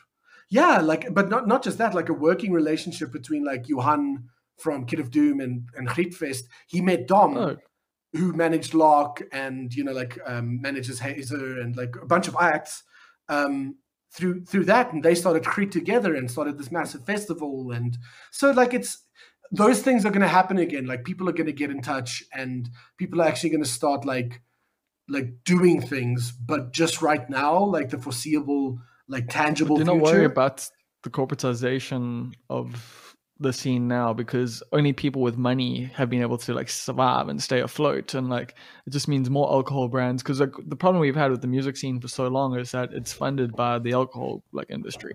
Like, that's the honest truth. Yeah. Most bands get their fee from the sponsorship. That's like it. The door money doesn't cover what a show costs a lot of the time. That's why I stopped doing shows, because I was someone who only ever really wanted to do it off door money. I hated fucking working with sponsors, and the door money was never enough. So yeah, that's why I stopped. But that's what I worry about the future. Like I agree with you that we could see an emergence of a DIY scene, and I would love to see that. But I do stress a little bit that it's almost now going to be even harder. But maybe because it's harder, there becomes more of a necessity. So yeah, I think it'll take a different shape, and it'll be it's probably something we don't maybe see right now. Yeah. But it'll in essence like it'll be a creative way of solving the problem, and maybe we're just too fucking old to really understand what it's going to be, and that's cool. Like I'm absolutely cool with being too fucking old to know what it's going to be. I just know like the immediate future, yes, the corporate environment in terms of sponsorship and the way musicians make money. But even if you really, really look at it, like, dude, except for like one or two acts, that money and that sponsorship hasn't been going to like guitar-based music for a long time. It's been like, it's focused on African music where it should be in Africa. You know what I mean? Like invest, like, like I look at like, for instance, like the Coming to America 2, whatever you want to call it, soundtrack, and you look at like the stuff that Nasty, who's like a Durban kid, like in essence, like is doing, that's where the money should be going. Like that's where we need to be investing, because he is beyond just the voice of a generation. Like this kid is like literally fucking cracked the code. Like he's doing shit that like musicians in this country probably won't be able to do or like replicate very easily ever again. We've seen levels of it, but like I can't think of anyone that's really hit that level or that stride. So if that's where the money is going, I'm all for it, because look at the results that we're getting from that. Yeah, that's fair enough. I just think a lot of people who used to go to Opikopi are now going to hate you forever for saying that. Well, dude, like, do they know that Opikopi is now owned by like a black man who was very much into the house industry and the house scene and electronic music? Like Opikopi eventually became split that's between why the Red Bull. Opikopi is going to the dogs. No, bro. Opikopi is a fantastic, lovely, nostalgic thing. It is amazing. I've got stories that we could talk about for like another hour and a half. But like ultimately, Opikopi, just like everything else in entertainment, needed to evolve. And they were doing that. Like it was just they were. I'm sorry, like if you're offended that like you can't watch Matthew Mole on Sunday afternoon because there's some, like hip hop based act on the main stage. Like Matthew still has his avenue and his place to play. Like it's not excluding Matthew. Matthew's played Opikopi many times. It's moved away from Matthew Mole. It's moved away from Folk of Polisiecar even. Like, sure, they'll play again and they'll headline and people will love it. But like, I would much rather at this point see Blackjacks coming back and like headlining Opikopi if it ever does happen again. Like that's the nostalgia I want from it. You know what I mean? Like we've all seen Fokov at Opikopi a million times. They've played it a million times. At this point, like I think the evolution of it is like, I don't know if you remember a couple of years ago when AKA headlined the one evening. And the uproar around that. And that man fucking brought like for all his flaws, he's a good laugh. He's a good laugh. Yeah, like I'm not discussing the person. I'm discussing the performance on the evening. Like he blew pretty much like 90% of the lineup out of the water with like quality of performance. You know what I mean? His band's amazing. Like, like it's just like, once again, like the levels of investment that are going to these artists, it just makes sense because that's what translates. That's what like the people who are the tastemakers and the people who are actually invested in more than just like being a weekend warrior for music. They are, like when you're 20 or like 18 or even 16, like you live for the music that you're into. It's not just like something like, I'm not saying that I don't it's your identity. Love the stuff that I still listen to, but it's not like it doesn't really represent who I am as much as it did when I was a kid.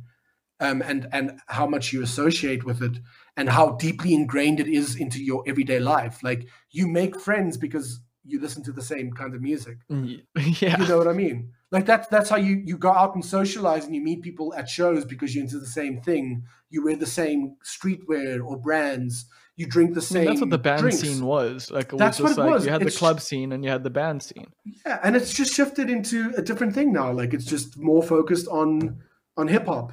And dude, the world is focused on hip hop. Like that's not just like culture. It is pop culture. Hip hop is pop culture. Like Very that is much where so. we're at. And it's always been there. Like it's always been an element, but right now it is pop culture. Hip hop is pop culture. Like the two can't be separated anymore. It's in everything. And it's great. No, It's great. that's 100%. But speaking of like hip hop culture, I guess we can go into. I know we've been talking long, but I do want to chat to you about sneakers because you're one of the few white boys that I know that's like super into sneakers. And you even had a sneaker shop. You had Capital. What was it? Cop Capital or Capital Cop? Cop Capital in Pretoria. Yeah. Yes. So sneakers, it's a weird thing. It's like it's another love hate, I suppose. With the shift in, like this is the perfect segue for it, is with the shift in pop culture and hip hop culture becoming mainstream culture, like what people are absolutely associating with. And just it's not just in terms of music and what kids are into. I keep saying kids. I'm 36, I'm gonna start chasing kids off my lawn at any minute now. But the way I kind of see it is like it's not just those elements. It's in fashion. It's in everything from how people communicate. It's even in social media. Like if you look at TikTok and how people use TikTok to create content, the narratives around it and the soundtracks and the style and the fashion and the attitude and whatever it is, it's 90% of it's like ingrained in some form of hip hop culture, which is just pop culture at the moment, which is a great thing. So sneakers has become obviously a massive thing in that because now we have a lot of rappers getting collaborations with these big brands. There's always been that element, like De La Soul and MF Doom and like Run DMC, like they've all had sneaker collabs, but basically before that, my Adidas. exactly. But before that, it was based on basketball and and skateboarding. So how I got into sneakers was through skateboarding because I wear a size 14 shoe, so I can't skate because they don't make skateboards that are wide enough for my feet. The back of my heels and the front of my toes. Does an 8-inch not help you? It does not. It's just too small. Fuck. I just cannot find my center of gravity. Maybe I just have a shit center of gravity, but that's kind of how I got into sneakers. Was the one thing that I could actually participate in, like skate culture and punk at that time was the fashion. I couldn't skate, but I could be at the shows. This is before I learned how to play guitar, properly, and make music and be involved in that. But when we were just all kids sitting around, I got into the fashion. So you're talking like hookups and fucked and like all those brands from them. Blind. Were you an Etnies guy? Never. So my brand was America because they had Ed Templeton's Turtle Boy. Oh, that's kind of what I was thinking of. Not Etnies, yeah. Etnies in America. America was like, the cooler version of that. Well, in my mind. I'm sitting in a room full of sneakers now, like my collection, and I can pull out a pair of, like it's right here by my hand. Like I can pull out a pair of Americas from, if I had to guess, I think they're from 2002, and they're still looking pretty fresh. So like I've been collecting on and off for a while, but that was kind of like the gateway into it. But the first pair of sneakers I actually bought was a basketball pair because I really wanted a pair of Jordans, but I couldn't find a pair of my size when I was a kid, and they were really expensive. So I got a pair of, it's called Reebok The Rail, and it was for a player called Glenn Robinson. So at that time, like the Rail was kind of like a play on like what Shaq was doing and the Sean Kemps and like all those kind of guys from that era. Looking back at it, like it's crazy because like there was a cartoon, I don't know if you remember, it might be just before your time, called Pro Stars, and it was a cartoon version that had Michael Jordan, Wayne Gretzky, all of the different and Bo guys. Jackson. Yes. So like Yes, these that was three, amazing. yeah, so they were superhero characters, but it was Michael Jordan, Wayne Gretzky, and Bo Jackson. So Bo Jackson's got a signature series, and obviously Michael Jordan's got every Jordan out there is a Jordan sneaker. But that was kind of like the gateway for me into it, like was basketball culture. And then I really got into hip hop as a kid. And I started listening to stuff like Beastie Boys and Cypress Hill, which, kind of led me to like Goody Mob and Black Star. And I got into MF Doom and like those, it was kind of like that avenue for me. So like hip hop culture was always kind of part of that. And Shoe, like we were a rap metal band when we started because we couldn't decide if we liked hip hop or rock more. So we combined it. And I used to rap. Like I used to rap quite well. And I went to Praate with JR, who's, like quite a prominent rapper in South Africa. And we used to like battle in the bathrooms. Like, like it's just a weird thing that I realized that I Part could of sing. history. Yeah, like I realized that I could sing probably way better than I could ever rap. But like I at one point thought that I could at least and wanted to. You could have been the next Otkop, bro. I could have, I could have. What was he like? His Kwaito thing before that? I can never remember the name. Me neither. Yeah, I could have totally botched that up. So looping back to the sneakers thing, I think for me it was just kind of like I could never afford the sneakers I really wanted. So I got like one pair a year and I savored them. And then I got to a point where like I was old enough to be able to actually afford the sneakers that I wanted. So I started buying quite a lot. But the problem is because I have such a massive foot, they don't actually stock my size in the country. So I started making them.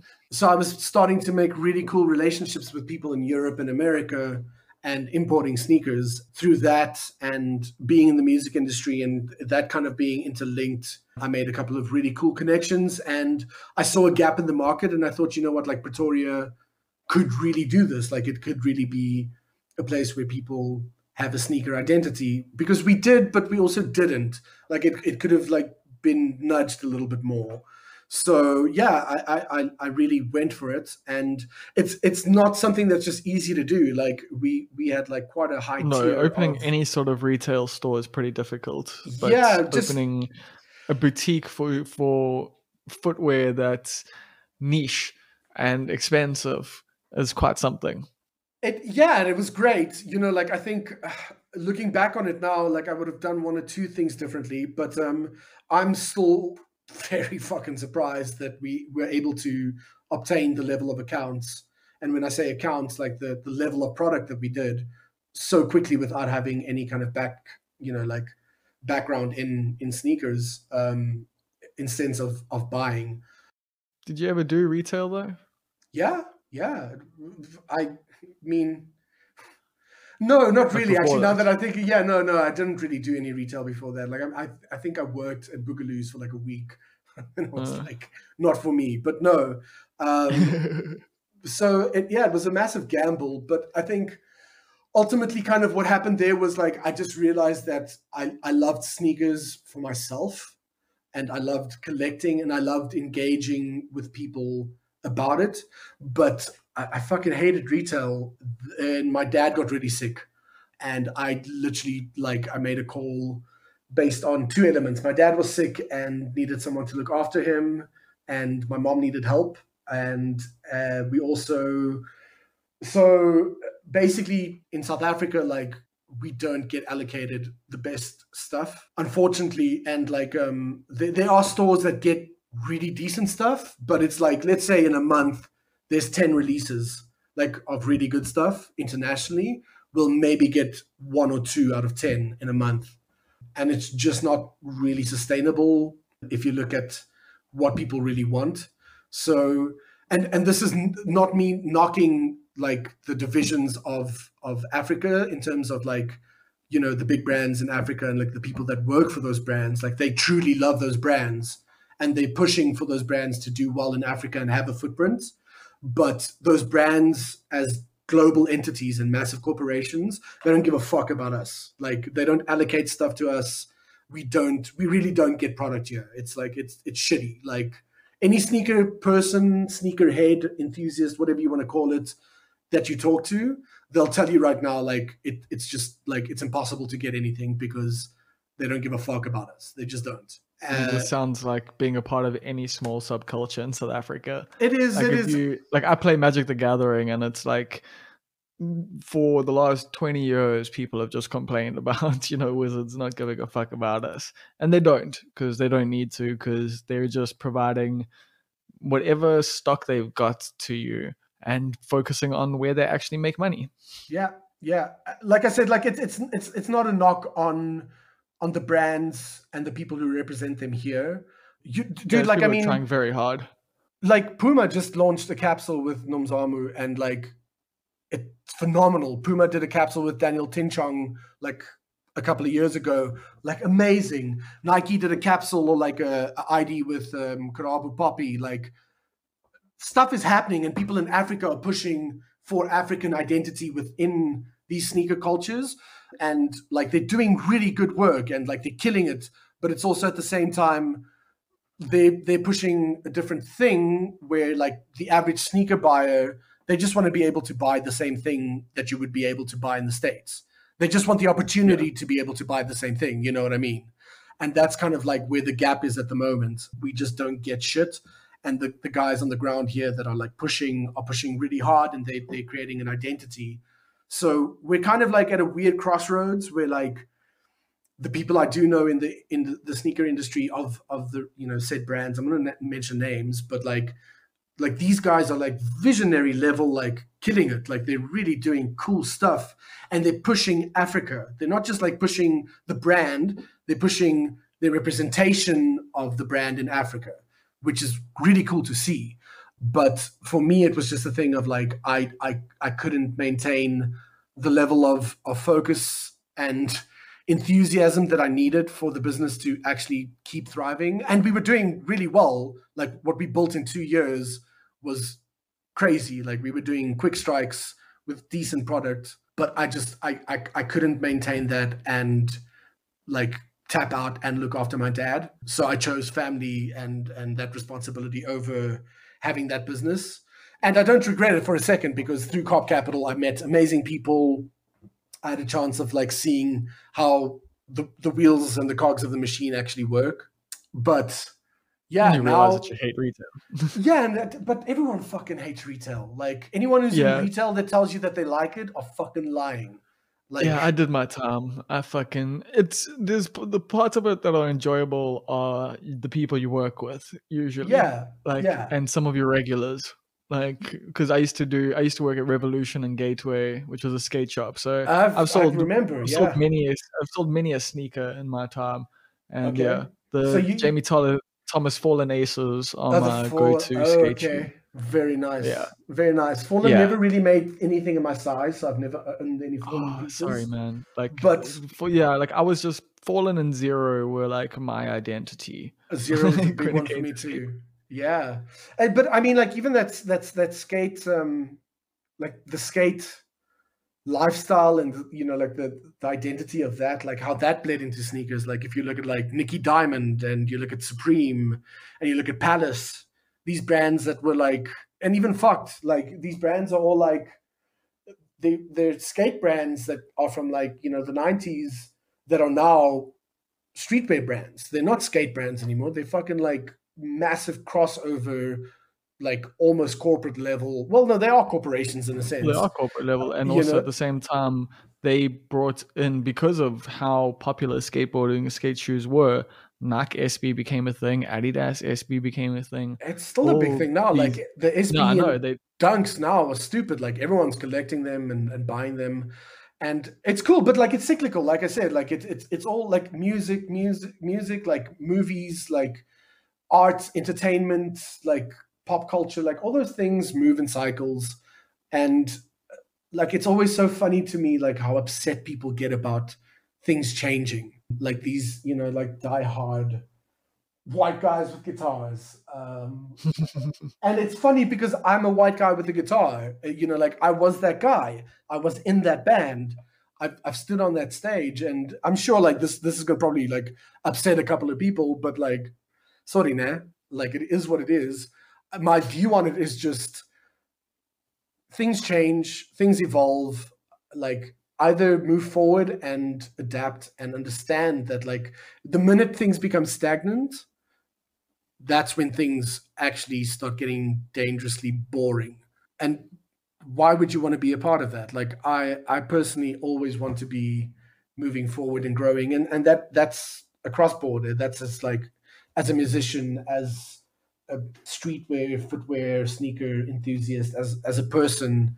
You mentioned earlier, you realized that you were more than just this one entity, or like these one or two things. I think where we are now and what's going on, this is the time to really reflect and go, like, I'm more than just a white guy with a guitar who likes sneakers. What are those things? It's really the time to, like, start exploring that. Yeah, it's just, I think if you can't push your comfort zones across board, like, whether it be style or whether it be music or art or film or whatever it is, then, like, what's the point? Like, you're missing out, like, on the new stuff, and the new stuff is usually where, like, the good stuff is happening. Exactly. Because all the stuff that you look back on and you love was new, and that's why you love it. Like, when you were introduced to it, that was new and it was exciting. And that's the thing, there's so much new and exciting stuff. And for me, it's like, you know what, I might not understand all of it. I'll be honest. I might not get some shit, but I'm like, the fucking 30-year-olds didn't get what we were doing when I was a teenager, and they're not meant to. Like, you just let fucking culture carry on and let the kids have their thing. Let them do what they want to do. And you can still listen to your fucking CDs of Wunderboom if you want. Sorry for throwing them under the bus. Like, they weren't that bad. Yeah, I mean, sure. Like, that's the perfect example of what it is. Like, the guys that will go, there will never be a band or an artist in South Africa that is as good as Sugar Drive or Wonderboom or Squeal. Like, those were the glory days. Dude, those were your glory days. Like, and that's cool. Like, fucking hold on to it and relish it and remember it. It's a special time. I don't disagree with you. But right now, someone's 16 or 17 or 18, and the artists that are relevant, exactly, the artists and things that are relevant to them, it's their glory days. It's their relish moment. Like, just let people have nice things. Don't be a dick. It's not fucking rocket science.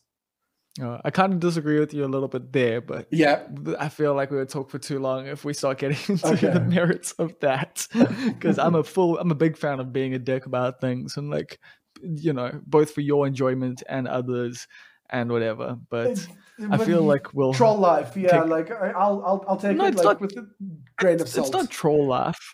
It's not troll. Like, no, I don't. I think it's genuine. I think it's important for culture for us to have negative opinions and for you to be honest about your opinion about things when asked or when in the right situations. I don't think you should tweet a band telling them that the music is shit. Like, I don't think you should, fucking directly tell comedians that you think they suck. But if someone puts out a piece of art, they want it to be discussed. That's the whole point. And not everyone's going to like your art, and that's fine. And the conversation that the public is going to have is not something you can control, and neither should you want to or be able to. I think the biggest problem that we have these days is so many people are like, don't say anything mean about it. It's like, it's not that. It's don't say something mean and hurtful to people directly. But if you want to discuss art with your friends or even online and say what you really think and feel about it, I think that's a fucking positive thing for culture.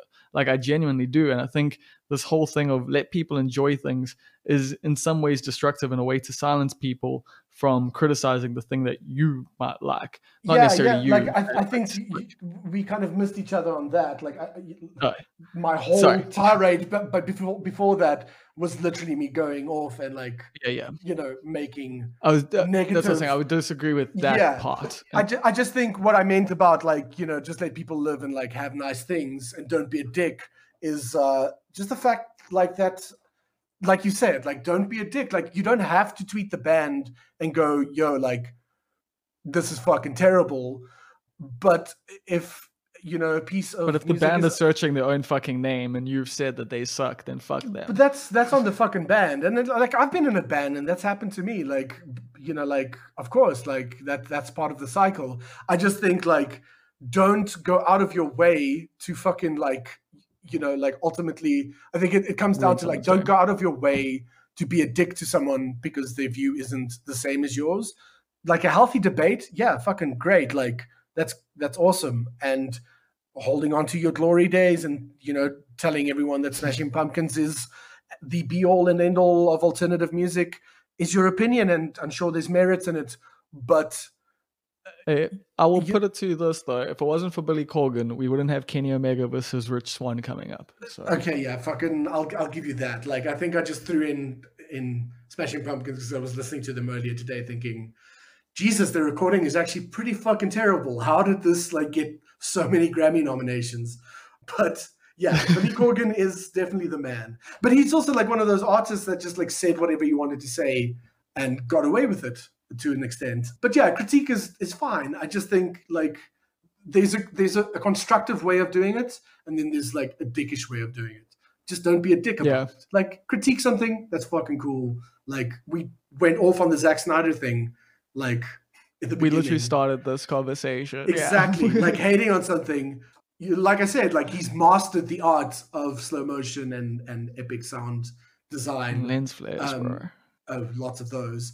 But we also discussed, like, his source material and how the manipulation of character construct and putting that all together is like, it doesn't really do much for the art. But you see why I say it's beneficial to talk about things. Absolutely, and I don't disagree with you. No, I know. Yeah. Just don't do it in a dickish way. Listener. Yeah, like, I just don't do it in a dickish. I could have just been like, yeah, Zack Snyder's a terrible director and not have said anything else. But it was a debate, and, you know, justifiably, I still think he's a terrible director, and I've stated my reasons. And you might disagree, and if you do, like, you know, like, great. Like, I'm sure you also think that Wes Anderson hasn't made the same movie like for the last 20 years, and that's cool. Color palettes are nice and framing works. Like, Rushmore is its own movie. I love Rushmore, but that's 20 years ago, bro. That's what I said. Rushmore is its own movie. Yeah, exactly. Bottle Rocket is its own movie. Oh, no one ever talks about Bottle Rocket. I'm so glad you brought that up. Like, the Wilson brothers, like, before they were the Wilson brothers, right? Like, it's a whole thing. It should be explored. Yeah. Bottle Rocket. Fuck yeah, dude. But yeah, like, I think since the Roll Tenenbaums, it's just been like copy paste, unfortunately. Yeah, but it's been fun. Like, you know, it's cute. No, it's great. Like, he's got a style. It is what it is. He's got a style, and it's, you know, like, as someone who definitely works within the construct of like pop formation, like, you can only break the mold so much, and what works. I'm just, in the greater scheme of things in filmmaking, he's one of those things where, like, you know exactly what you're going to get. Like, it's the same thing with like Tim Burton. He ultimately stopped making original films because he just found this comfort zone and kind of started sticking with it. And that's fine. We'll never have another Beetlejuice, unfortunately. But even Beetlejuice now probably wouldn't work. Like, it wouldn't hit the same way that it did then. Yeah, I think it's like I said, it's all about just like moving forward and going like, yeah, Tim Burton was fucking rad up until like Sleepy Hollow, probably. That's like my benchmark. Sleepy Hollow was okay. It was okay, you know, like, but after that, like, I can't really think of anything. Was Big Fish after Sleepy Hollow? That was pretty like great storytelling. But like, the point that I'm trying to make is, it's a really good movie. But I think the point that I'm trying to make is, like, there were so many great directors that came after that, and you can still enjoy Tim Burton, and he's still making his thing, and you can go back and revisit it. But if you're only going to watch Tim Burton movies for the rest of your life, you're missing out on everything else that's coming after that. What's the fucking point? Like, what is the point of that? I just don't get it. And like, I'm seeing a lot of that mentality at the moment. Like, people are just like, I don't know, like, grasping, like, safe, like, they're harboring like animosity to anything that challenges the bubble of their nostalgia.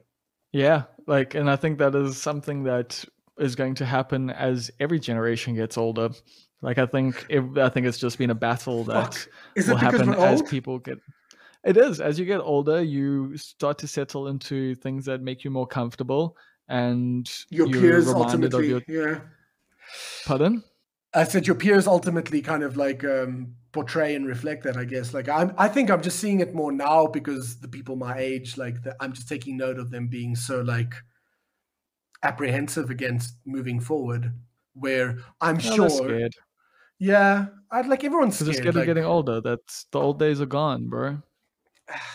and it was fucking great, but like now it's someone else's time. Like, can you honestly tell me that like sitting there like Bob 2021, like you would want to relive or like do the things that you were doing as Bob 2011? Like, Not you know, like like I wouldn't not survive really, that. no. Like, you know, like I Like wouldn't fucking not like at be this able to point in my walk. life. Like Yeah, if I could go like back to that time at that age and know some of what I know now, actually I think it would just ruin that age for me. Like having the exactly. weight of all the knowledge that I have now would just like the ignorance of youth is why I was able to be so wild and so like outlandish and just a bit of a menace. And I have apologized to many people over the years, even though I'm not an alcoholic. I have like done the alcoholic. Well, I probably am an alcoholic, but like I'm not a card carrying member. And Yeah, I've done the apologies. So anyone listening now, just know. yeah. I'm totally raising my hand on that one too. Like I've definitely done some questionable things in a very ignorant period, but you know, ultimately, I guess that's kind of like what I'm trying It's to get growing at up. is that's just growing up, and that's where we are right now. Like I would literally die or like not be able to function for like a month if I had to do the things that I did at that age or like in that space. It just like mental health wise, you know, actual health for the sake of the people around me, my Bro, peers, my my friends, back just couldn't my handle it. you know, it doesn't make sense. So yeah, like I want I want the kids to have this thing, and like I want the youths of today to have what we had, because like yeah, sure, I have a lot But of for it to be their regrets, own thing. but like I want them to have their own thing, and I want them to like be able to really like enjoy it the way that we did, because I don't look back on any of that stuff, the bands or like the music or the touring or the friendships or the interactions or you know the group makeout sessions at the Willowvale Hotel or whatever it was. Like I don't look back at that stuff and go like shit, like that's probably not the best thing. I know it's not the best thing to probably do, but like you said, like youth and ignorance is a beautiful thing. And at that point in time, it just got me to where I am now. And I'm very happy with who I am right now. So the learning curve of that and everything that I can take away from it and the experience of it is just like, yeah, like I've done some stupid things and I've had to apologize for them, but I walk away from all of that with knowledge and maybe a little bit more grace and ultimately maybe like a little bit more like Humility. understanding and humility. And I think that's all we can really do at this point, especially where we are now in the world and like what's going on around us. We just need to, as much as we can with the people who are close to us, just handle each other like with care. It's so important, you know, just to loop back to where we started this, we could probably end it here too, is I don't think we know how short life really is until it starts really happening around us. And, you know, like NAS is such an immediate realization of that. Like, you know, if you Yeah. told me last year, this time, that that would be like my last year with him in my life, you know, I'd be like, there's no way. He's 32 years old. Yeah. He's still going to change the world. I think he still will, because even the stuff that he was Of his doing, impact. Yeah. you And know, yeah, like get therapy and yeah. post you know, like it's one of those things. But like, I just think where we are now and like all the the bolstering that we've done throughout the chat and like, you know, like reminiscing and like how fucking crazy things were and how stupid we were and the apologies that we've had to make, looping back to just how fragile and silly it actually all is. Like to me at this point in time and where I'm at is just like I genuinely just want to be good to the people in my life. I want to be good to the people that I've wronged, or at least be able to like make an apology for it and have they don't have to accept it, but I just want them to know that I am sorry, because that's part of my process at least. And more than anything, like I just want to be like a decent human, like stand up for the things that need to be said, say the things that need to be said, have these discussions with people who are willing to have them, like you and I are now, even if we just touched on them quickly, like the Afrikaans culture and even talking about like the things we did as 20-year-olds and how that reflects on how it falls into society now and the perception thereof and the intent of it.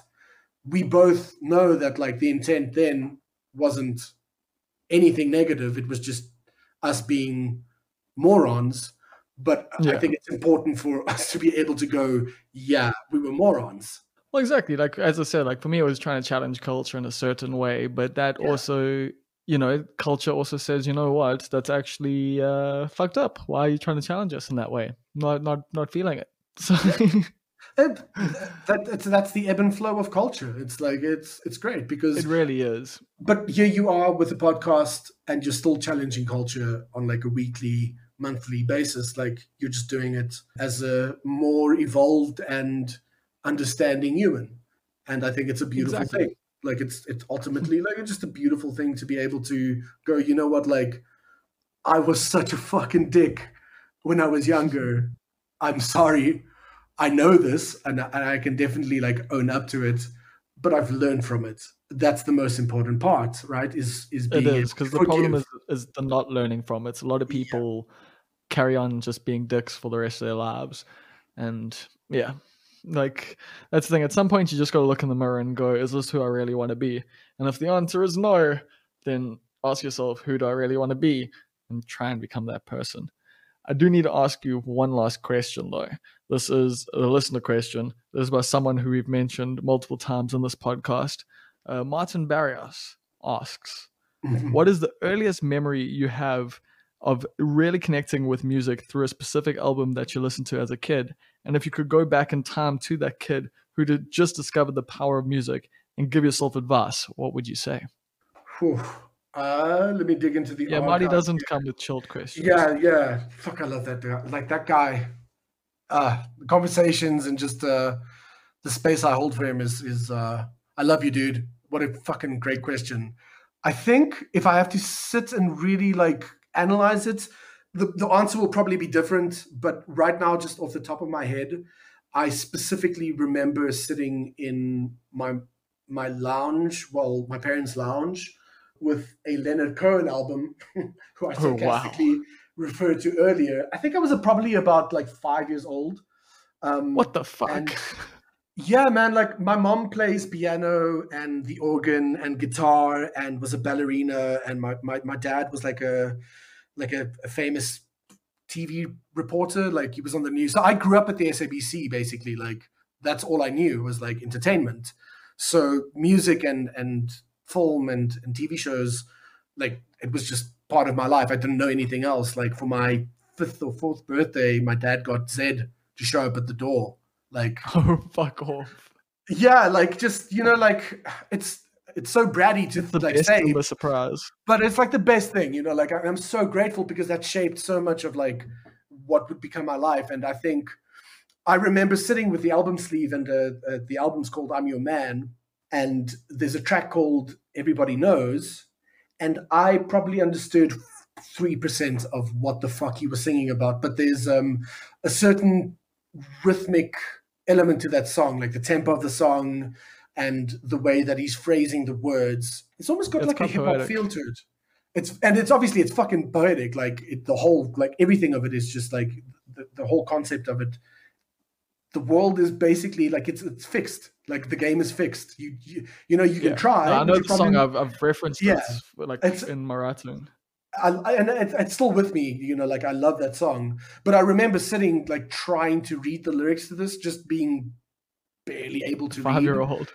5-year-old, and just there was something about the rhythmic element of it and the tone of his voice and how he was phrasing things that was so soothing and so comforting, even though the content of the lyrics is it's pretty damning. Dark. If I could go back and tell that kid anything, it would probably be enjoy the ride. Okay, Bill Hicks.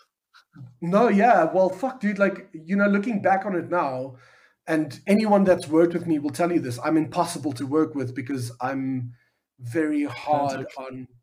Yeah, like I'm like there's many reasons that like I know people might have like a gripe with me. It's just because I put in a lot of work. My work ethic when it comes to music has always been, let's have fun, but like the fun comes after we deliver, because this is more than just a jam to me. Like this is part of my being. And I think I missed out on a lot of the fun because I was so busy worrying about, are the plane tickets booked? Like, are we going to be on time for the radio interview? Do we have enough studio time booked? Is the single getting playlisted? Like all those little bullshit things that actually ultimately didn't really matter. I was stressed about them in the moment so much that I was on stage in front of 10,000 people, and I wasn't thinking about being on stage in front of 10,000 people. I was worrying about, do we have enough petrol in the van to get to the interview that we have to do after the show? It's so fucking real. It's so fucking stupid. Like it's so, and I know, like super cliche to say, like just enjoy the ride. I didn't. I really didn't. I think maybe that's one of the reasons I stressed myself into a full-blown traveling or like an anxiety disorder because of it. I was just always on the business side of things and didn't really take enough time to enjoy the little things. And it's a bummer. Like I look back at it, I don't regret it because maybe the work ethic was the reason we were successful at the time. So well, yeah. But like hindsight's 2020, and fucking Bull Hicks, to quote like someone great as well, just enjoy the ride because it goes up and it goes down and you can get off anytime. And I didn't realize it at the time, even though I fucking knew Bull Hicks, line by line. Yeah, that's the thing. Sometimes it takes a while for things to sink in because it's not like people, like I know someone's listening to this right now who's probably like 17, 18 and who's in a band and they might get successful and they would have heard this and they won't fucking remember it because sometimes you need to learn things yourself. Yeah, but that's life. That's everything that we've discussed tonight is just us going like, oh yeah, but then I actually learned this from being that person or doing this or being in that situation. And here we are now discussing it 10 or 15 years later. And hopefully to the benefit of others who will learn from our mistakes and will learn from our experiences. Yeah. But and they still got to make their own. Yeah, but that's the thing is like, I think don't walk on eggshells because you're scared of missing out on things, or you're scared of the learning curve, or like, the bad that comes with being young and reckless. Like the bad is what shapes you and what makes you a better writer, a better artist, a better person. Generally, sometimes it doesn't work. Sorry, kids. Like not everyone can, take the information and process it and turn it into something better. But for the most part, the people that I know that have made mistakes and have learned from them, they're still making great shit, and their stuff's even better now, probably because of the process. So yeah, it's like it's this weird catch-22, right? Like youthful ignorance is this, it's bliss, like youth is bliss, but then what would the end result of the product actually be if you had the knowledge that you have now and you applied it then? It wouldn't be the same thing because it would be it would be too organized. We need the chaos, so enjoy the chaos. I guess that's what it comes down to. You probably just explained first album syndrome perfectly. Yeah, that sophomore fucked us too. It was a weird thing. Like, it's the best album we recorded, but last little story, like Jock, who was like an integral part of like the recording and writing part at that part, like at that point of the band, he quit the band because he was tired of touring and probably tired of me being so fucking professional, like just this perfectionist. Being an asshole. Yeah. He was a fucking asshole too. He still is, but I love the guy. Like, we both can now go like, yeah, we were assholes. But Jock left the band on the tour, the album launch tour, and we spent like a year like mastering our craft and writing these songs. And looking back on it now, we should have toured that album because we were at our like pinnacle. We had like ads running on DSTV for the album. And he left the band and I just went, well, fuck this then. I'll start writing a new one. And we stopped playing those songs. We just didn't tour. We just stopped. It's the best thing I've ever that's done. Some petty shit. Yeah. But that was just how I was. I was just like, well, then I'll do something new. And we did. And it was fine. It worked out. But in retrospect, I think more people should have heard the second album than we actually gave the space for. Because I think we played those songs 4 or 5 times.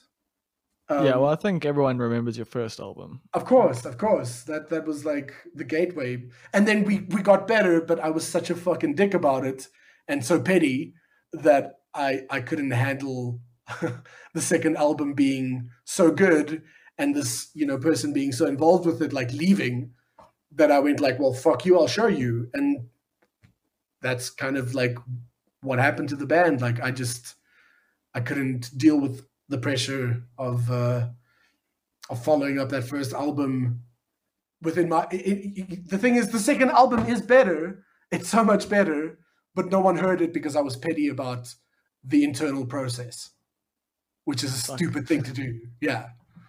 Yeah, but you're not the first, and you're not going to be the last person who does that. So no regrets. No regrets. None of it. Cool, bro. Thank you so this much. has been so much longer than I was expecting, but I also kind of knew, like with you, we might go over time, and I'm grateful that you gave me extra. So thank you so much, bro.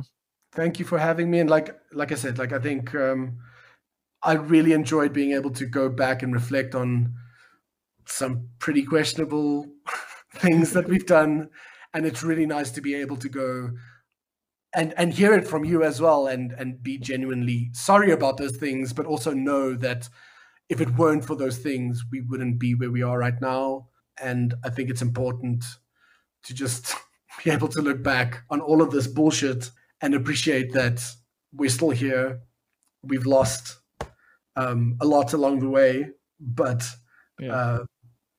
as hard as those things were, it's definitely shaped my perception of being a good person and being a human and being conscious of other people and not being such a dick, I guess. Yeah, it's not all about you. It's not. Something you learn as you grow up. Although I did a lot of talking in this podcast, but that's kind of what you're meant to fucking do. Exactly. I'm glad you did that. Fucking limelight for a second. But just fucking be safe and like Durban, I don't know, like get out, don't make it great again. I don't know, has the torch been passed to you? Or are you out? No, I'm getting out at some point. When, how, where, those are all the questions that I'm currently trying to answer for myself. But it is time for something different. It is time to, and I say it is time, but I mean, this will be like within the next year or two. It's not going to be in the next couple of weeks or anything. But I do need to try something different, try some way different. And grow from that. Wherever you go, it'll be a success and you'll find your footing and your place. And the one thing I've always really appreciated about you is your ability to really see the present and the future for what it is. You've never really had any blinders on, which is a kind of like a curse and a gift. It's the biggest fucking compliment I think I've ever received. Yeah, but I mean, this is your show, and like I think it's important that people who listen to it every week or month or whatever, like however you often like feel like doing it, know that like the first time I met you, we were fucking children basically, and I'm not saying by any means we're fully functioning adults right now, but like I can absolutely see the growth that has happened within you because it's something that I can see in myself and I can see in a lot of other people that we know, and it's really nice to just be able to go, you know what, like Bob, like fuck, he was difficult and fucking opinionated at times, and I remember you bad mouthing Wrestlerish a couple of times, and but probably but in the long run, here we are having this conversation, and I grew to be a fan. I think I just hated you guys because you were on the radio. Like that's probably it. but that's who you were. You know what I mean? Like that's how I met you, and here you are, basically hosting a radio show. So full circle is a weird thing. Indeed, bro. Cool. Well, thank you so much for your time, man. As I say, this has been so wonderful catching up.